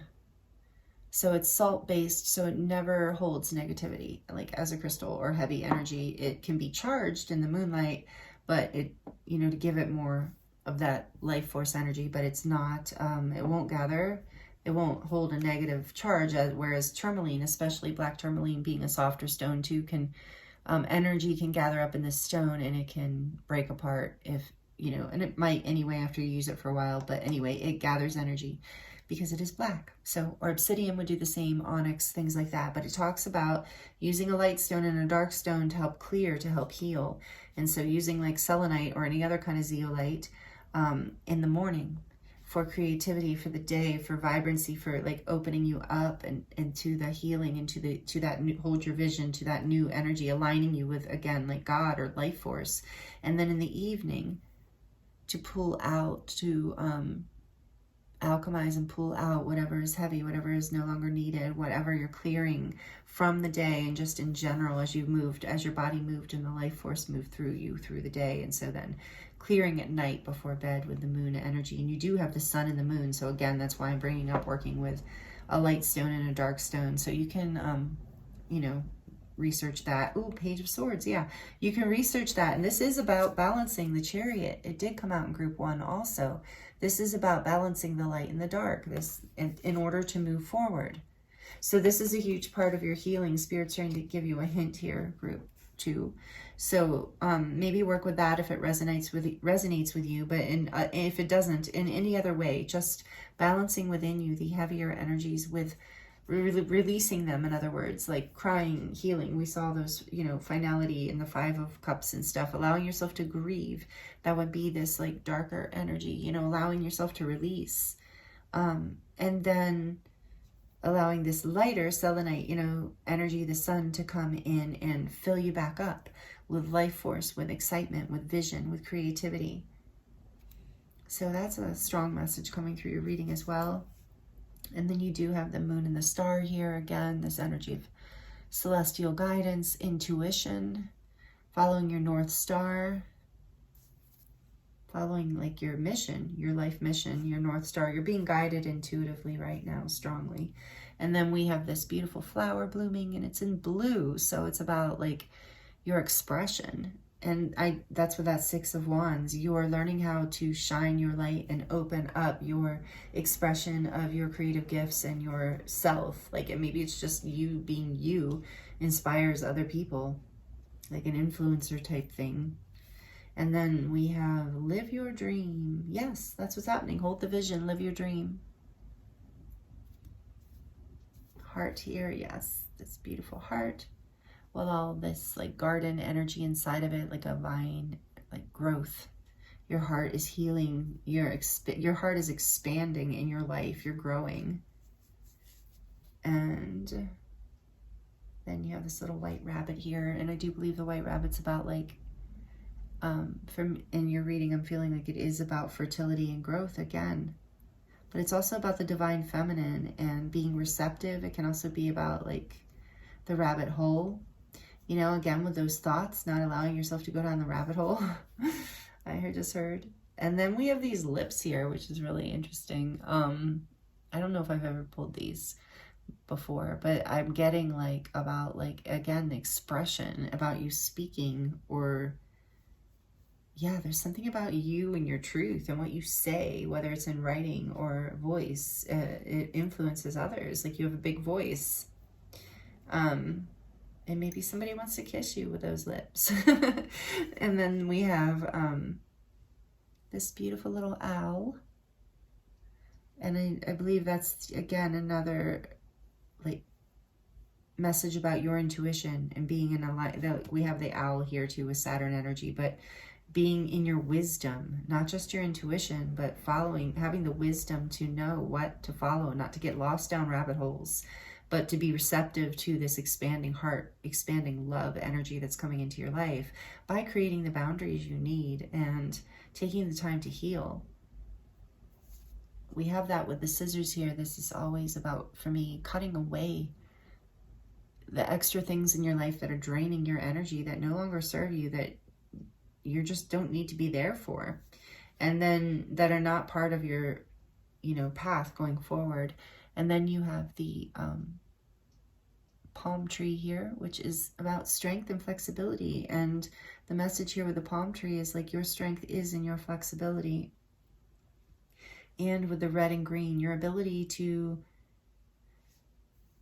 see the lips influence other people, but with wisdom, like in a heartfelt way, like by being able to compliment them, to be able to see what it is. You have a gift, group 2, I feel, no matter what it is you're doing here, you have a gift to see what others need in some way, like to be able to express their needs almost back to them. And it's very complimentary, and it's very balancing for people, and you just have this gift. So this is something you're stepping into more, I feel, as you heal.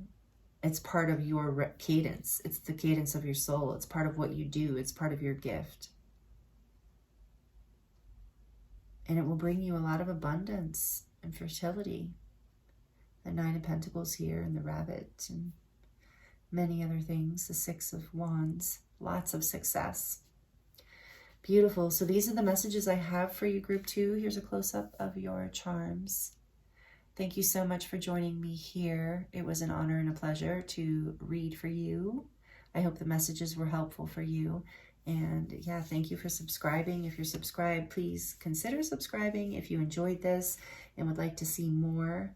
And I do have a second channel that is all love and relationship related. It's called Aphrodite's Oracle. The link is in the description box below for that if you're interested in that kind of a thing. And so thank you so much, group 2. I'm sending you so much love and many blessings, and I look forward to seeing you next time.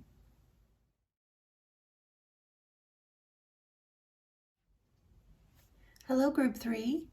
Welcome to your reading. This is your reading if you chose this beautiful carnelian heart with the hematite streak going through it. I actually love this stone so much, and I haven't shown it yet on this channel or any channel anywhere, because it looks so much like a broken heart in a way, but it has such a beautiful energy. There's something so interesting about it. I just love it. Anyway, that black streak is hematite, and your card is hematite, and it says anchor in. Thank you so much for joining me here. I hope you're doing really, really well.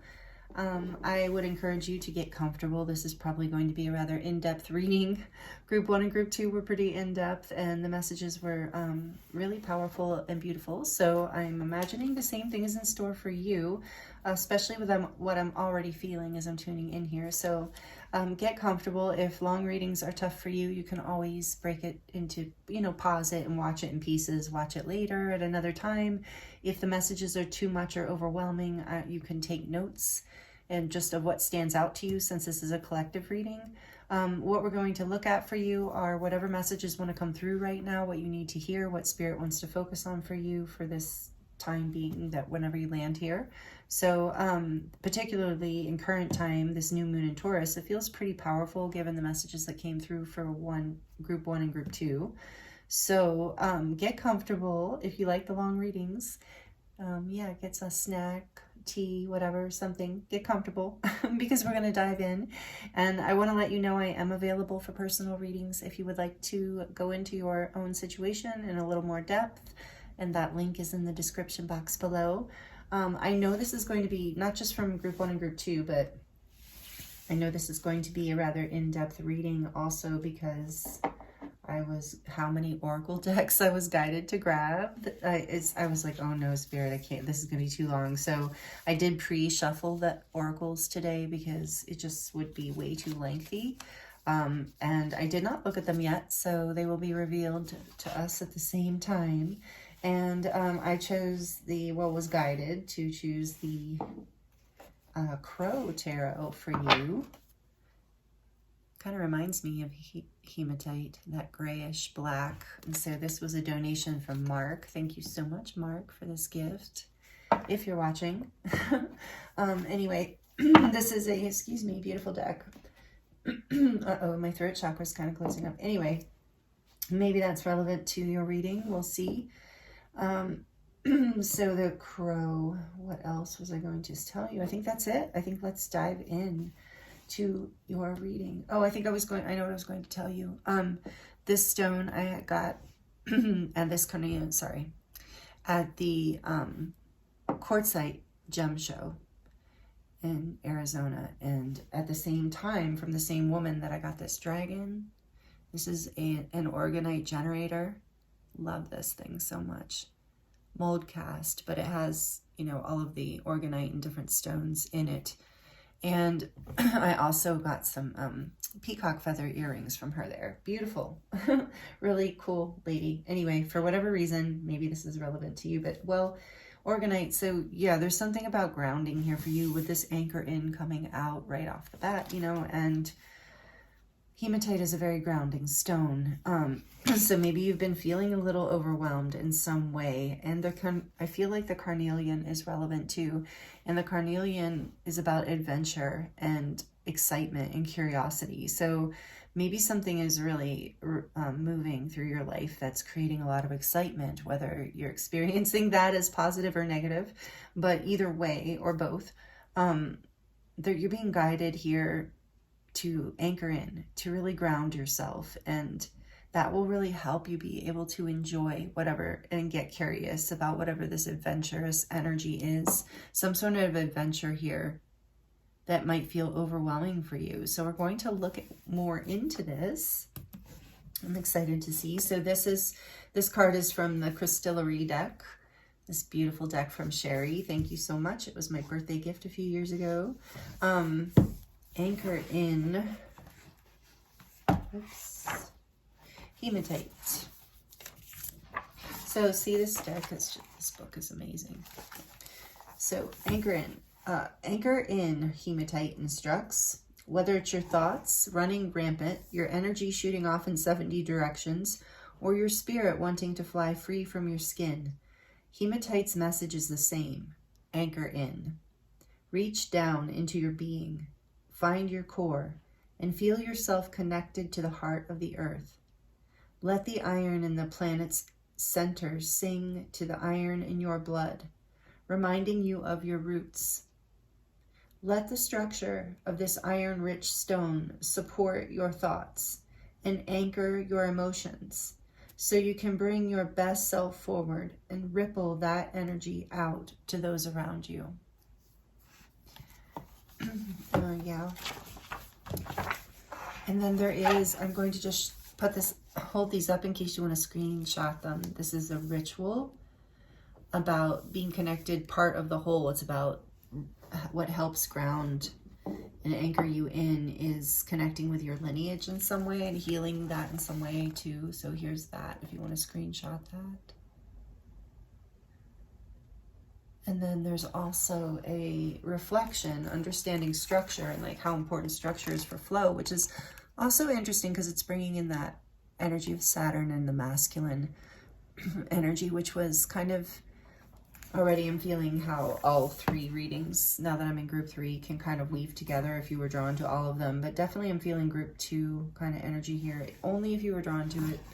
Not trying to confuse you because these are very in-depth readings. But anyway, anchor in. Okay, so we're starting there. Oh yeah, and I wanted to read the beginning at least of Carnelian to you. So Carnelian, get curious. It looks like this in this deck. We didn't get the card, but because the Hematite is in here, we're going to look at Carnelian too. I feel like it's relevant. Spirit's saying it's relevant. So it says, Carnelian has traveled trade names. Oh, I'm sorry. Carnelian has traveled trade routes, been privy to love letters, and learned ancient secrets scribed on scrolls and stored in cathedrals of learning, like the Great Library of Alexandria and the House of Wisdom in Baghdad. Get out and see the world, Carnelian encourages, lending you strength and fortitude for the travels ahead. Carnelian will hop a ride with any passing caravan, following the wanderings of merchants and messengers to their next destination.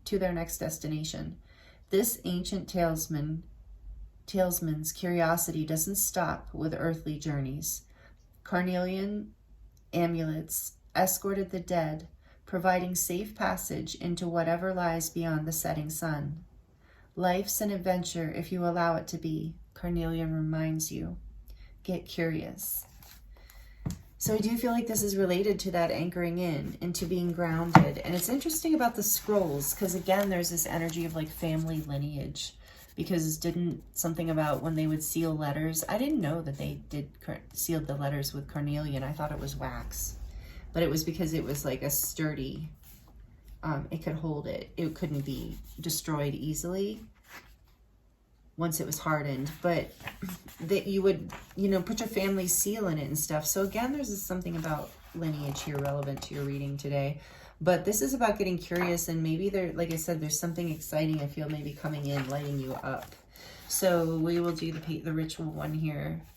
There's just a little cute little craft exercise that might be healing if the lineage thing is resonating with you, if you want to screenshot that. And then the setting sun is an interesting kind of reflection thing if that resonates. Okay. So let's get into it for you, group 3. I'm excited to see what your oracle cards are. We're going to save these 2 for the end before we do the charms. We are going to do a charm reading. Did I mention that? I meant to mention that. Okay, so your oracle cards from the beautiful Izzy Ivy's Lemurian Tarot, The Unveiling of the Golden Age. We have number 50, beautiful, the Ace of Activations, which is the Ace of Swords in this deck. And it's called the Pineal Pioneers.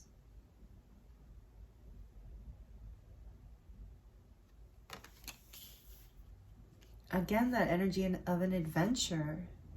The Pioneers. Okay, Ace of Activations. And then we have... oh, Frog Spirit, Renewal, beautiful.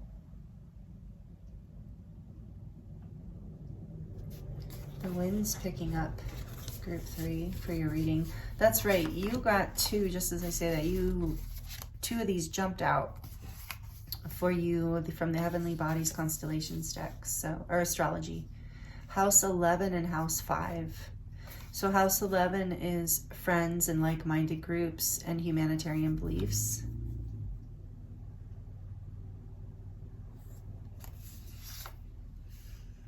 Do I see?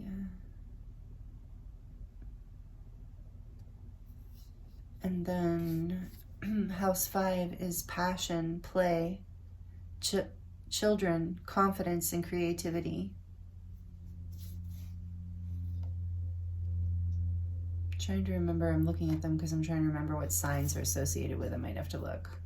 I think House 5 is Leo with play there too. And House 11 is reminding me of Aquarius, but I don't know. I'm going to look for you because it feels important. House 11 and House 5.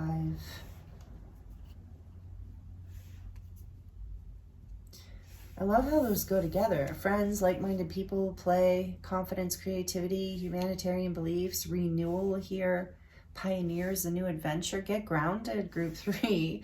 I'm starting to feel interesting, ironic. There's like this heartbreak stone, but I don't know, I feel this feels really good energy here. And then your, just as I say that, your Moonology Oracle is the energy is gaining momentum, the waxing moon. The energy is gaining momentum right now for you. Beautiful. Positive energy coming in. So you're being guided to get grounded because, yeah, there's some sort of breakthrough energy, some sort of activation, some sort of like moving forward in a new but really fun way. Okay, so I'm listening. I want to look at these really quickly, and I do want to look at pineal pioneers. And then we're going to get the tarot and get more into this. So house.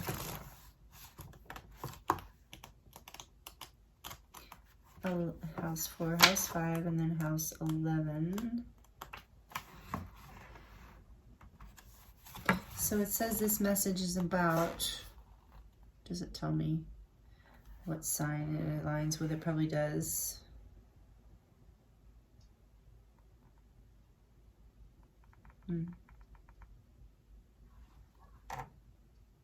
Uranus. I was thinking Aquarius, but Saturn too.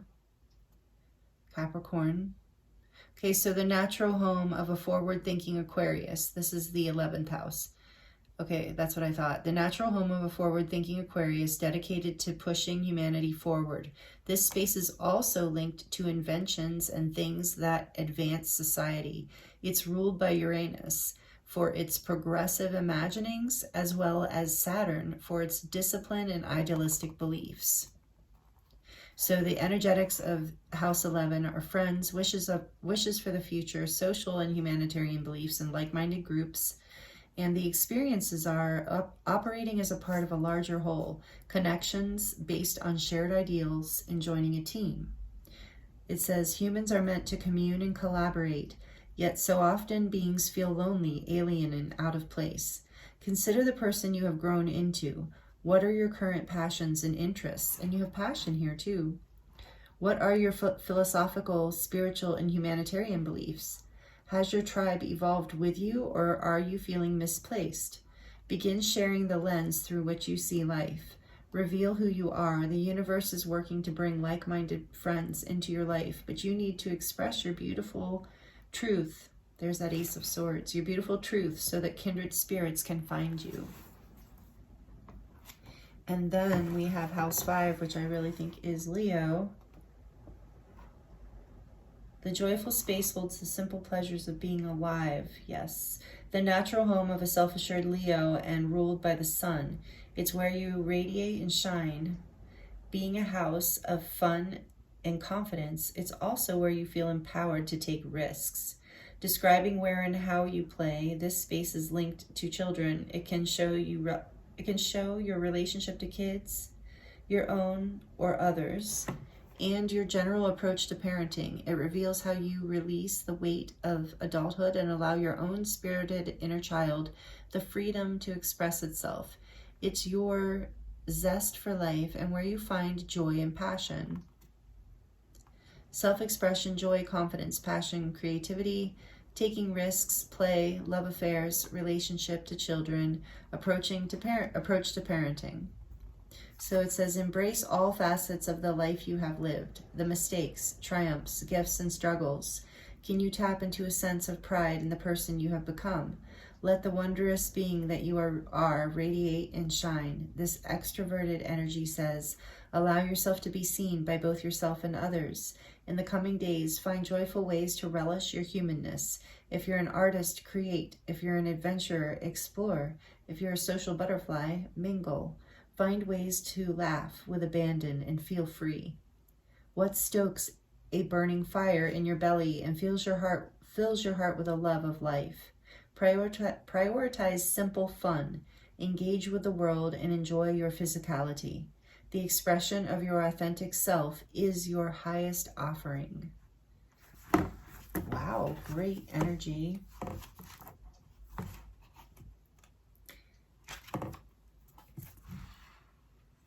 Okay, renewal and pioneers. This is amazing. And then, let's see. I also just want to take and then we will get into full channeling. I won't be looking at the books. For some of you who are like, oh, I don't like the books. Some of you love the books. I personally like the books, but okay. And there's just so much in these decks. It's worth it. So breakthroughs are happening. This is the Pineal Pioneers, number 50, Ace of Swords. Breakthroughs are happening and your awareness is expanding. With this clarity comes fresh new beginnings motivated by original thinking. I'm not going to read the whole thing. It's just too long. but I'm going to read some of it. The new paradigm is upon us, and new ways of seeing and interacting with the world are emerging. Pioneering new systems, inventions, and ways of creating our realities are unfurling around the globe. This card represents intellectual abilities and mental power. The image on the card shows a being from Atlantis, a city powered by quartz and intellectual abilities. This was long before it was decided that destructive fossil fuels were the way to power reality. Quantum physics and crystalline coherence led the way. There was an awareness of divine intuitive spirit in everybody. Nature's forces were revered as a source of inspiration before they were overexploited, leading to that civilization's downfall.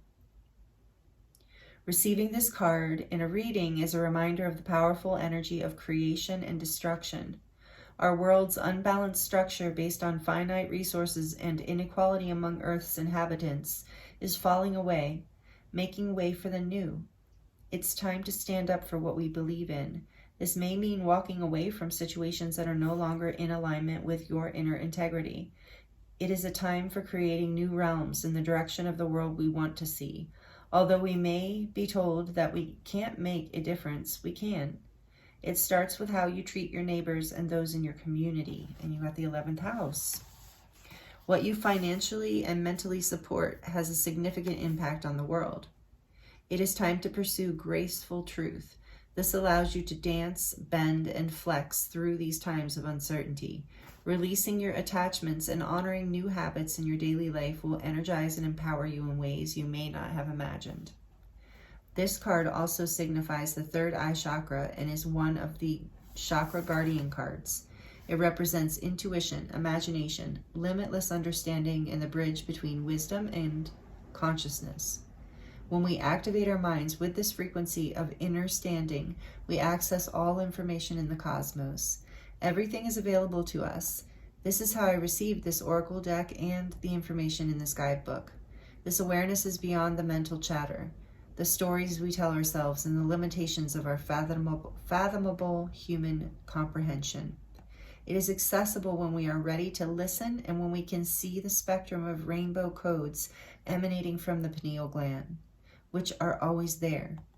It is just a matter of having the technology, quote unquote, to access them, which we all have built in innately. Beautiful. Wow. Glad I read that. That's a powerful message. This makes a lot of sense. No wonder you're being guided to get grounded, because the energy is picking up here. You're going through a major ascension, awakening kind of energy here.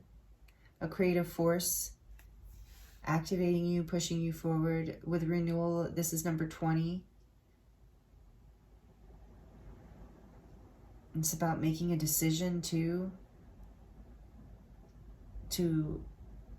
honor yourself, your sovereignty, like that was saying, your integrity, your beliefs.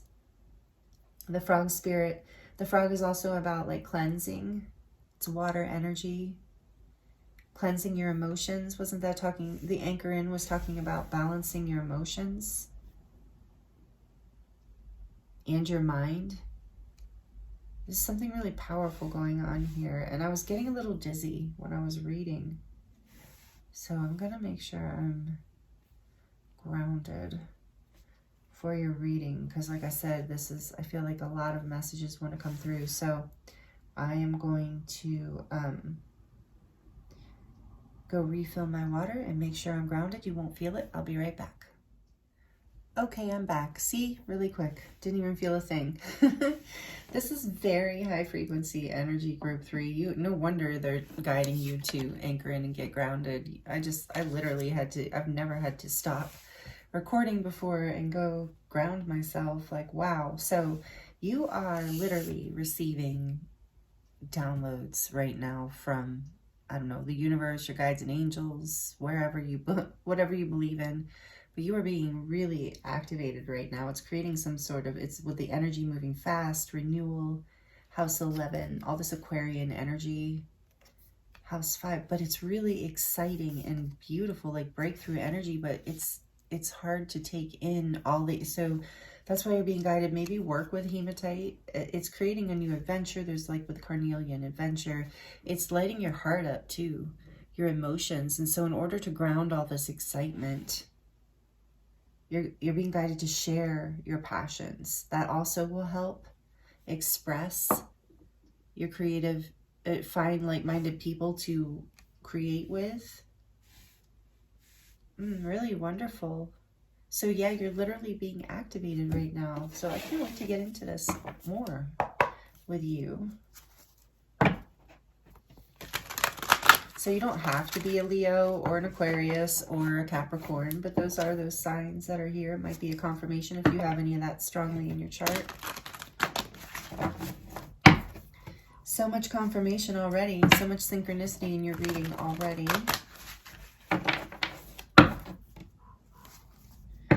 And I'm hearing the ravens in your reading, and we have the crow tarot. So maybe you are connected to birds. And well, we have all these birds here. So yeah, I am feeling like, and birds are also air energy, and the ace of activations is air. So it is about your mind and anchoring your, so whatever you do to grounding, you can even like, if you're not sure, there's a lot of resources for like Googling or searching for how to ground. You know, there's earthing techniques where you put your bare feet on the ground for, you know, a certain amount of time every day, 10 minutes, 5 minutes, 20 minutes, whatever you can do.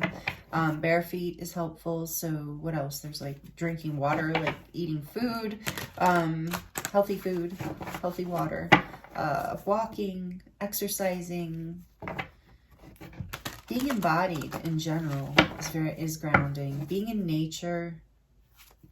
I keep being very drawn to this, how this bird is singing. So maybe some of you are singing and or musicians, and you're starting to collaborate with other musicians, and it's bringing a sense of renewal and excitement into your life, but it's like a bit overwhelming. You're having trouble grounding, or you're being guided to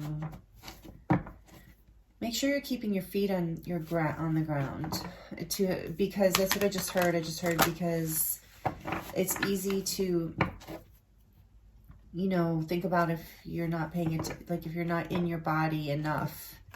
Yeah, there's a strong message here of like staying embodied, because there's so much excitement here and such powerful spiritual activations. It's like a brand new adventure, but almost like an adventure of the mind. And so like I was saying, there's birds here. So maybe some of you are connected to birds, and the ravens were speaking outside, and we have the crow deck. So messages are coming in big time, downloads. I won't be surprised if we get the 8 of Wands. That's kind of a download card for me. All right, let's see. We're going to get some clarification and just see what else Spirit wants to tell you about all this. Let's see. Anchor in. Tell us a little bit more, please, Spirit, for group 3 about anchor in. Tell us more, clarifying why anchor in is here as their overall message. Tell us more about this anchor in energy. Why is it here? Clarifying it. Keep feeling like almost something wants to come out. There we go. The Knight of Wands. Yeah, there's that excitement. So this is very like passionate, fast moving, almost like impulsive energy, because it is so passionate. So yeah, this is the energy that you're being guided to anchor in, to ground this energy. Maybe even a little bit of a message of like, yeah, make sure you are grounded and balanced before you passionately move forward. Tell us more about number 5. So I was going to say number 50 is a 5, and that is about change. It can also be about conflict and struggle, but it's mostly about change, is what I'm feeling for you in your reading right now. There's a shift. Tell us about the pineal pioneers, please. Temperance. Again, this energy of balance, bringing opposing forces into balance, the mind and the heart, the mind and the emotions. Spirit and air and earth too. So this is number 14. Again, a 5. Now you have 55. That is definitely change. positive change is what it feels like to me. Very positive change with temperance, divine timing involved, being led angelically as well, or by your guides, however you look at that. There is a divine timing at play here. That's why you're being guided to get grounded. Because this exciting thing, it needs to come into balance in some way in order for the breakthrough to happen in a way that's grounded, where it can actually like create renewal in your life. Wow, this is like a little bit of a like positive warning from spirit, not like a menacing warning, but like a warning of like, hey, you know, this really an incredible, intense, passionate, beautiful energy is activating in your life, and like here's how to navigate, here's how to wield it, is what it feels like to me. House 11, tell us about House 11, please. Clarifying House 11 for group 3. Clarifying House 11 for group 3. Too many, but I'll take the top one. Strength. Nine of Cups behind that. Strength. Major Arcana for Leo, number 8.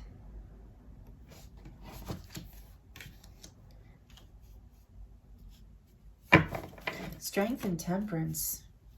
Really balancing, like really, again, wielding. I almost feel like I want to put, yeah, I do want to put strength under House 5. Interesting mix. Nope, Spirit said here. Some of you are like have a prominent Leo Aquarius mix, I'm feeling. But anyway, this strength, this Leo, this is very much like maybe even a project that's like artistic, that's going to go out in front of a lot of people. Just as I say that, the 6 of Wands might even be online. For some of you are definitely going to be seen online nowadays. What isn't seen online, right? But yeah, this is you, and you might meet like-minded people online that help you bring these visions into balance, and that helps you ground the energy so that you're not just passionately moving, like kind of jumping before the divine timing of it all, especially with that here. Yes, so you're having the strength to hone in this passion, this energy, to wait, to act when the time is just right, because then you're going to be very successful, because there's so much passion and energy of play here, but it's about navigating and balancing the divine timing of it, and not allowing it to burn bright and then like fade out quickly. Learning how to hone the energy, that's with this temperance, to alchemize it and to like wield control over it to a certain degree, not in a like controlling way, but in a way where you can direct it into a project, into like-minded group activities or something, where then there's this great success and victory, and even, like I said, being seen in some way, like definitely out in the community. Wow, this is really cool. I love your reading, group 3. This is really beautiful. Tell us about renewal. What would you like to share with them, Spirit? What's this clarifying renewal, frog spirit? Clarifying this frog spirit for group 3, please, Spirit. Thank you. The Magician, another major arcana. Powerful energies here. Mercury type energy, so mercurial, communication. Again, that internet energy, but it's also about manifesting. So the renewal is you're manifesting a renewal here. Wasn't there something? Yeah, pineal gland. There's a vision. It's like you have a vision of this, and it's like through your vision that you're manifesting. With these blue lotuses here, it's about the third eye awakening. With the full moon too, your intuition. Something else was talking about that, but the pineal gland, you're being activated, and that's part of why you're getting all these downloads. Your 6th chakra, your third eye, your psychic sense, your seeing sense is being activated so that to help you manifest this renewal, because it's something that is going to help a lot of people. It's beneficial to a community, to the birds of feather here. It's going to inspire others and be helpful in some way. So the universe is on your side with this, also with temperance, and guiding you to it, and helping you succeed. but you're envisioning this renewal. You're manifesting this renewal. You're rising. Tell us about the energy. It's a new beginning. Tell us the energy is gaining momentum. Tell us about that. Watch out here, please, Spirit. Thank you. Wow. The Two of Cups. There's that coming together with like-minded souls, soulmates, people who you can come into partnership with in a way that feels like home, a way where you just get each other, you understand each other, you balance each other out with that temperance energy. You not only see eye to eye and are on the same page, but you actually enhance each other's vision. You add to this experience. It's a combined effort. And so this doesn't have to be love. It can be, and in a lot of readings it is. Love partnerships but it's also about friendships and about your relationship to yourself and your community, and very much in your reading it is about like soulmates in your life and your community, and a connection, deeper connection with yourself, evolving through all this as well. What a beautiful Two of Cups this is. It's the people, I see this heart, it's the people your heart connected to. This is in your reading, it's very much about community, like-minded souls. That's what's gaining momentum here. And didn't that say friends? One of them was talking about, one of these was talking about letting go of friends, old friends that don't align, but coming into alignment with like-minded. Yeah, that was this house 11. And you've had the strength to discern this as well with the Strength card here, to create some sort of renewal out of your life. It's very exciting energy, a lot of fire, a lot of passion here. And on the back of the deck, we have the Eight of Pentacles. Yeah, you're working very hard on yourself and whatever this project is. And also I'm getting that putting the work in will help you feel grounded as well, like doing the work and not just visioning it. Because it's like sometimes when all this creative energy comes in really fast, it can be hard to move. There's a lot here about just like, you know, working on it and balancing your energy in whatever way you can, and not being rash, not acting from a place where you're not grounded, where you're not balanced. And this is going to be extremely successful.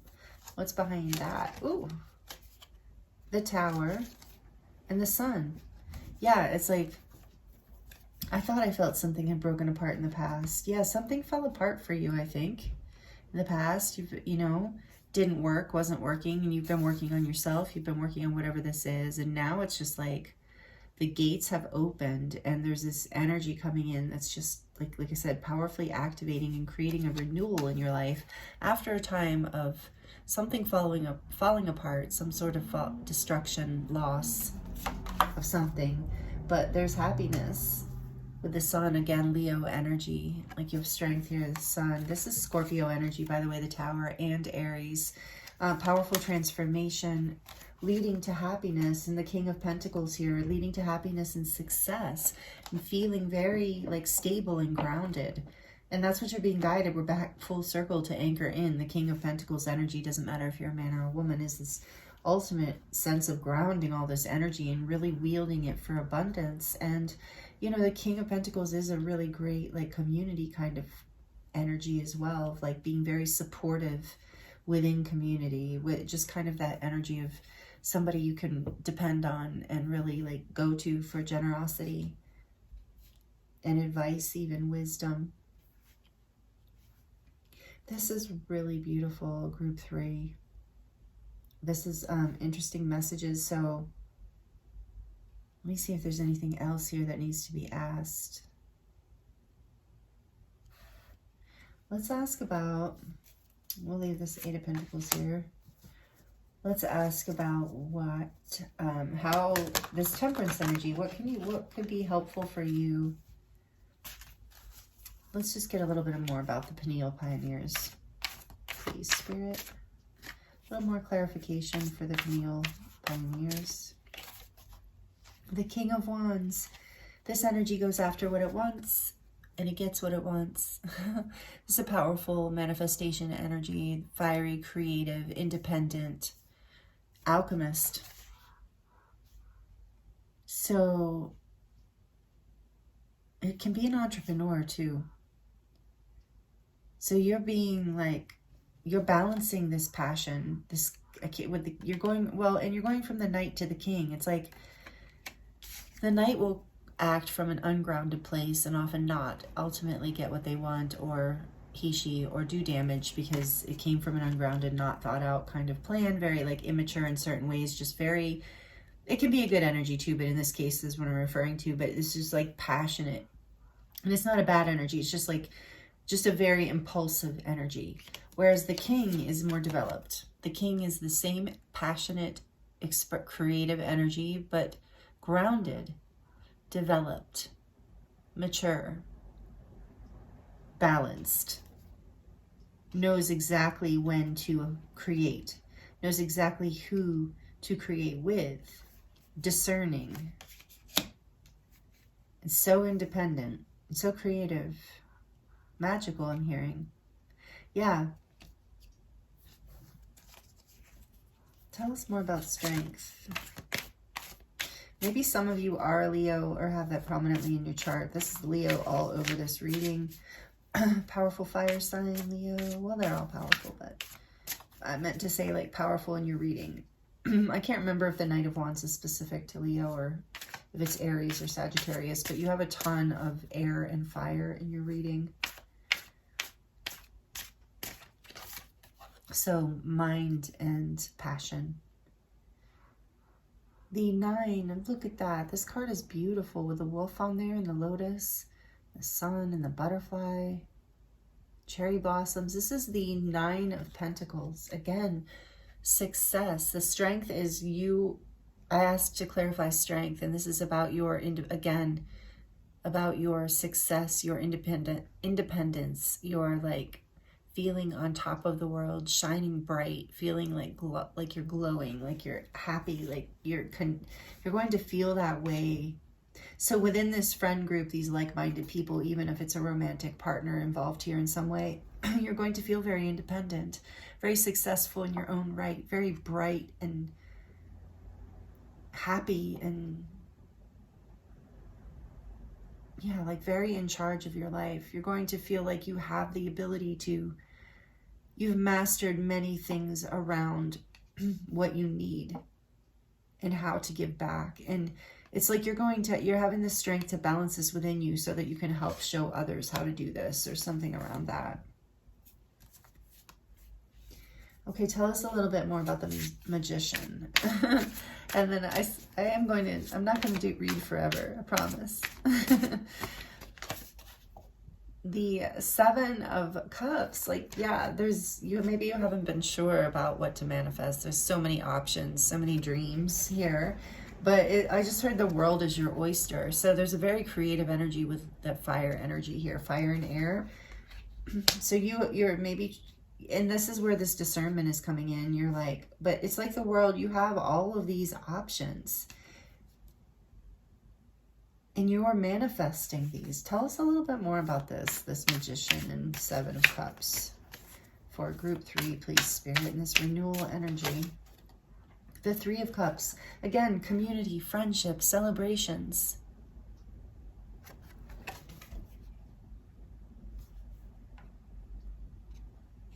Options, opportunities. So many opportunities, group 3. For beautiful, I just got chills. So many opportunities for beautiful connections, for beautiful friendships, for beautiful experiences. That's what's renewing in your life. This is why you have to get grounded. The 9 of Pentacles is very grounded too. And make sure with that here too, with this house 11 is in strength, is, you know, take time to yourself still. Remember to ground. This is going to be so important so that your energy, you can maintain your strength, your sense of self, and not get caught up in the group or lost in the cause. And it will help you remain extremely successful and abundant, and in your leadership energy, in your boss energy, in your main character energy. Some of you are resonating with those words. If you're not, don't worry about it. Just leave it. But this is like you are manifesting this renewal that is very abundant, where you have all kinds of opportunities, for many different experiences with many different like-minded people, where you really genuinely enjoy these experiences, where you get to shine and be appreciated and seen in your creative light, in your creative power. Wow, this is really, and I feel like you have worked for this for a while with Temperance and the Strength. This isn't something that, like, I just heard some people think that you make this look easy because it's coming in so fast, but behind the scenes here in the cards, we see that you've been working on this for a long time. This is something you've been manifesting for a while. And all these connections you're making are helping propel you forward into this union energy you've been looking for in your life. Like this energy of, like, yeah, just top of the world. Really, and not in a selfish way, because you're really inspiring and helping other people or the world in some way as well, which is so beautiful, and why it's so supported by your spirit team, and why it's coming through your reading today. And it is going to feel like an adventure. And it's interesting, you know, you're being guided. I can feel that grounding is super important here, so that you can actually manifest all this and really move through it gracefully, because otherwise this could get a bit overwhelming, and you might even fall back into this Knight of Wands energy and make impulsive decisions that kind of throw you off track for a while. So what's interesting about this stone too is it's mostly carnelian and just a little bit of hematite. So it's like you just have so much creative, passionate, exciting energy here. And so you're needing to have a vein of connection to the earth, to grounding this energy in order to remain vibrant and successful and in your sovereign power, in your sovereignty throughout all of this exciting energy. Tell us more about the energy is gaining momentum and the Two of Cups, please, Spirit. Tell us more about this. Six of Pentacles. Coming into all of these like-minded connections are going to be prosperous. What's the other word I'm feeling? Like there's a word that's like on the tip of my tongue, but there's definitely like reciprocity here, but there's another word I'm looking for. Like some of these connections that you're making are even going to be benefactors. Like that's the word I was looking for. People who generously like see your creative vision and generously support it, whether it's with time, energy, or actual financial means. But with the Pentacles, it can be actual financial means. But investors, benefactors, something like that. I don't know. People who want to give to your cause, your vision, because they see it, because they think you're brilliant. This is so cool. And yeah, you're going to feel reciprocity. You're going to feel like generosity in these connections and these like-minded connections coming in. This is amazing. And then, yeah, there's that King of Pentacles. I can't make it up. There's that energy of being, you are also going to be in this, I just heard you're going to pay it forward. Awesome. And that's why the energy will keep generating for you. You're going to then, you know, people are going to be supporting you, and you're also going to be supporting other people. You're going to feel generous as well. There's going to be a lot of reciprocity, a lot of equal give and take, a lot of like win-win. Like I support you, you support me, and we both win, and then we both expand. And it brings stability, it brings nourishment, it brings abundance, it brings, yeah, so much beauty and sovereignty into your life, Group 3. Hopes, wishes, dreams coming true with this North Star. Like it's bringing you into alignment, into this king energy. Again, whether you're a male or female, this is the mastery of this abundance and grounded stability, grounded success, generosity, peace, embodiment even. There's a lot of energy of embodiment here. Wow, Wow, this is great. These are the messages so far. We're going to get these last little oracle cards here of see what wants to come through, advice, or just anything that wants to add to your beautiful reading. And then we're going to dive into the charms. If you're liking this, I should have said this earlier, please like the video. It really helps my channel grow and the algorithm. I really appreciate you so much for doing that. And thank you for watching, especially if you've been here through this long reading. I appreciate you so much, and I love channeling for you. This is such beautiful energy. If you'd like to comment, I do love connecting with you in that way. Even just leaving an emoji lets me know that it vibed with you, that it resonated, and again, helps my algorithm. And thank you for being subscribed if you are, and if you're not, I would love, love, love for you to join. If this is resonating with you and you like these readings, I've so many more. Okay, enough of that for now. I just want to get all that in. And let's see, Starseed Oracle. What is this? Harath? Longing for home, homesick for the stars.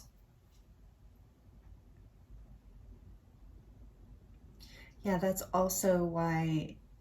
So you've been, oh, I just heard, you've been wanting this like-minded soul family energy for a while. And you also do need to, it's like, I feel like you're the kind of person who maybe is like, I'm like this too. So it's not a criticism. It's very much my life. I have to constantly stay focused on being grounded because I get a lot of downloads. I am in my mind and my passion a lot, my creativity, and that's why I had to get food and a drink. I mean, it's been hours I've been channeling and my body's like, hey, what about me?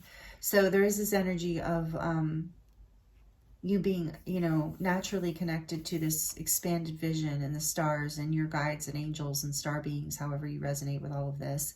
And you can often feel maybe a longing inside of you even for that. That's very common with people who, connect with being a starseed. But there's this longing inside you for home is what I'm feeling most of all in your reading, group 3, that for these people, for these soulmates, for this reciprocity, for that, to feel at home in a community, it with like-minded souls, whether it's business, relationships, family, all of the above, friends. It's like, it's just most, it's like your community, feeling at home. You've been homesick for this feeling, and like to be among other stars that shine in the same resonance as you, and it's happening for you. You are anchoring that in. You're bringing that in. Your guides and angels are helping you bring that in because it's going to align you with this beautiful, inventive thing, this beautiful thing that you're sharing with the world. That's what I'm feeling there. And then we have an angel. Do we have 2? Yeah, we have 2 angel messages for you from these cute little cards. This one says, you are always receiving God's love, whether you tune in or not. And so you can replace God with whatever word you like, but you're always receiving this love. Yes. Beautiful reminder. And then be grateful for all you have and all that you are. That's also very grounding. Gratitude. Okay, let's get into your charms. If I haven't told you already, if I have, I'm sorry. At this point, all the readings are just running together. But if I haven't told you already, I just started a second YouTube channel called Aphrodite's Oracle, and it's focused on love and relationship-centered kind of readings, self-love a little bit too. So if you like that kind of thing, I would love for you to subscribe there too. Love to have you be a part of that community as well. So, all right, if you are sensitive to noise or have headphones in, you might want to turn them down or take your, just turn it down for just, I don't know, 30 seconds. Group 3 for the spirit. What messages would like to come through for the beautiful group 3? Close out this reading for them. New moon in Taurus.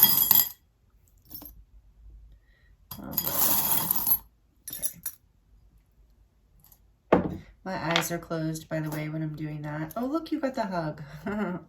Hugs can be very grounding too. See, there's something about embodiment. Is that readable or is it backwards for you? I can't tell. I think it's backwards, maybe. How's that? I don't know. I can't really see. Okay, but a hug. Universe is sending you a hug. I'm sending you a hug, group 3. Hugs are very grounding. And you're going to feel it like a hug from this community, from these soulmates, from these people. You're going to that's going to be, you're going to be hugging a lot, group 3. Get ready. If you're not already, you're going to just feel that. Like, you're going to see these people every time you see them. There's going to be hugs on the hello and hugs on the goodbye. And yeah, beautiful. And so that you're healing, this circle is like healing. You're healing. It says dream, hope, trust, love. Your dreams are coming true here in a big way. And you're healing. It's because you're healing. It's because you've had the courage to do this work. It takes a big heart to teach little minds. Again, maybe some of you are teachers and I don't know, but you're doing something where you're inspiring others' minds. And then there's this angel wing here. Like I said, you are very guided and protected. Also, this is about being in that adventure, taking that leap of faith, trusting your wings will get you there. A wing and a prayer will take you anywhere, kind of a vibe. And then we have this beautiful feather also, like your guides and angels are giving you signs. They're speaking to you, synchronicities. You might be seeing feathers, communication from the divine.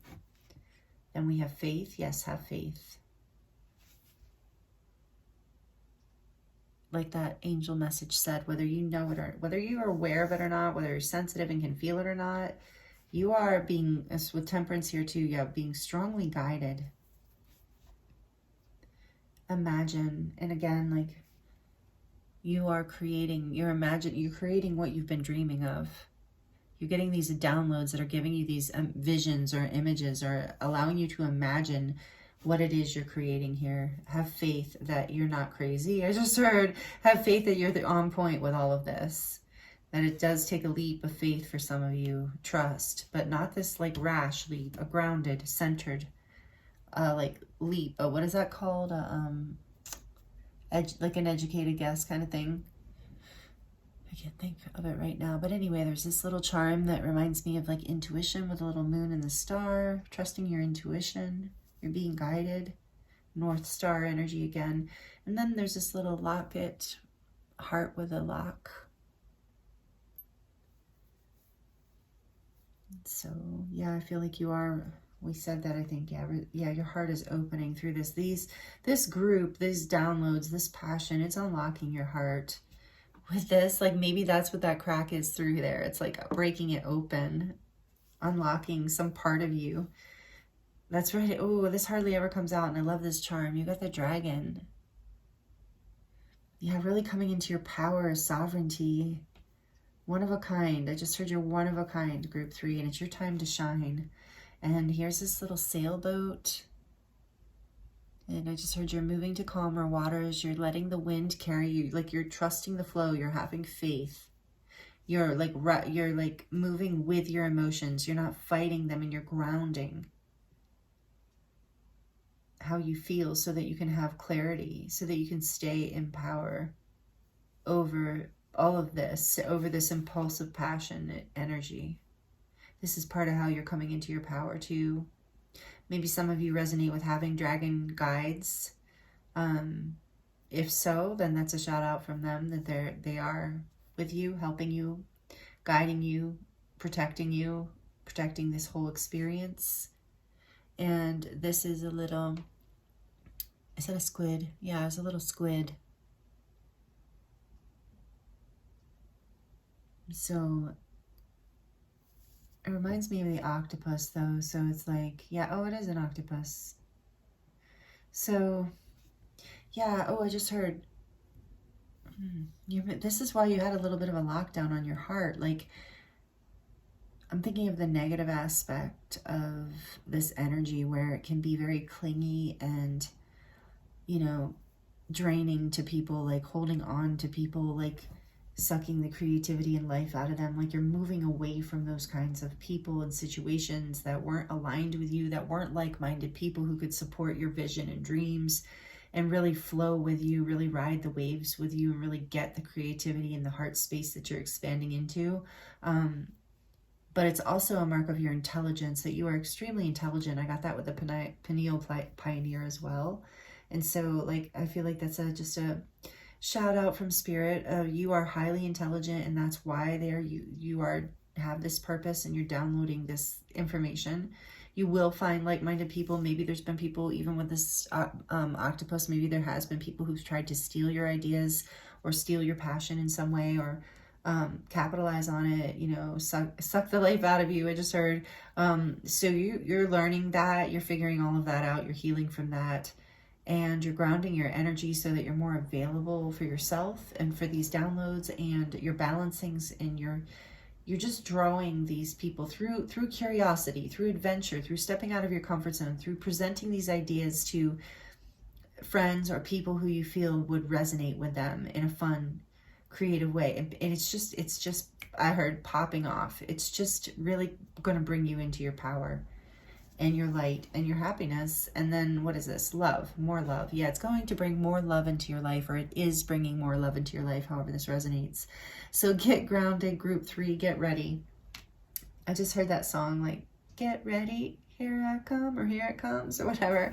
Yeah, get grounded. King of Pentacles is very grounded, because this is a lot of fire and air, and it's very intense, and it's moving very fast, and it's very destined, and you've been working towards it for a long time. So it's just about, you know, Spirit's just giving you the heads up here and letting you know kind of how to navigate all this, because it's very intense. Kind of like, it feels like a, you know, a dam opening, a gateway opening, and all of a sudden there's just like water just bursts through.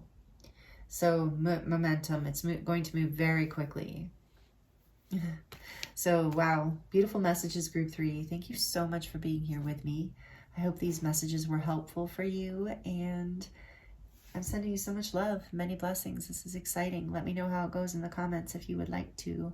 And I thank you so much for your time and for your energy and for being a part of this collective reading with me. And I look forward to seeing you next time.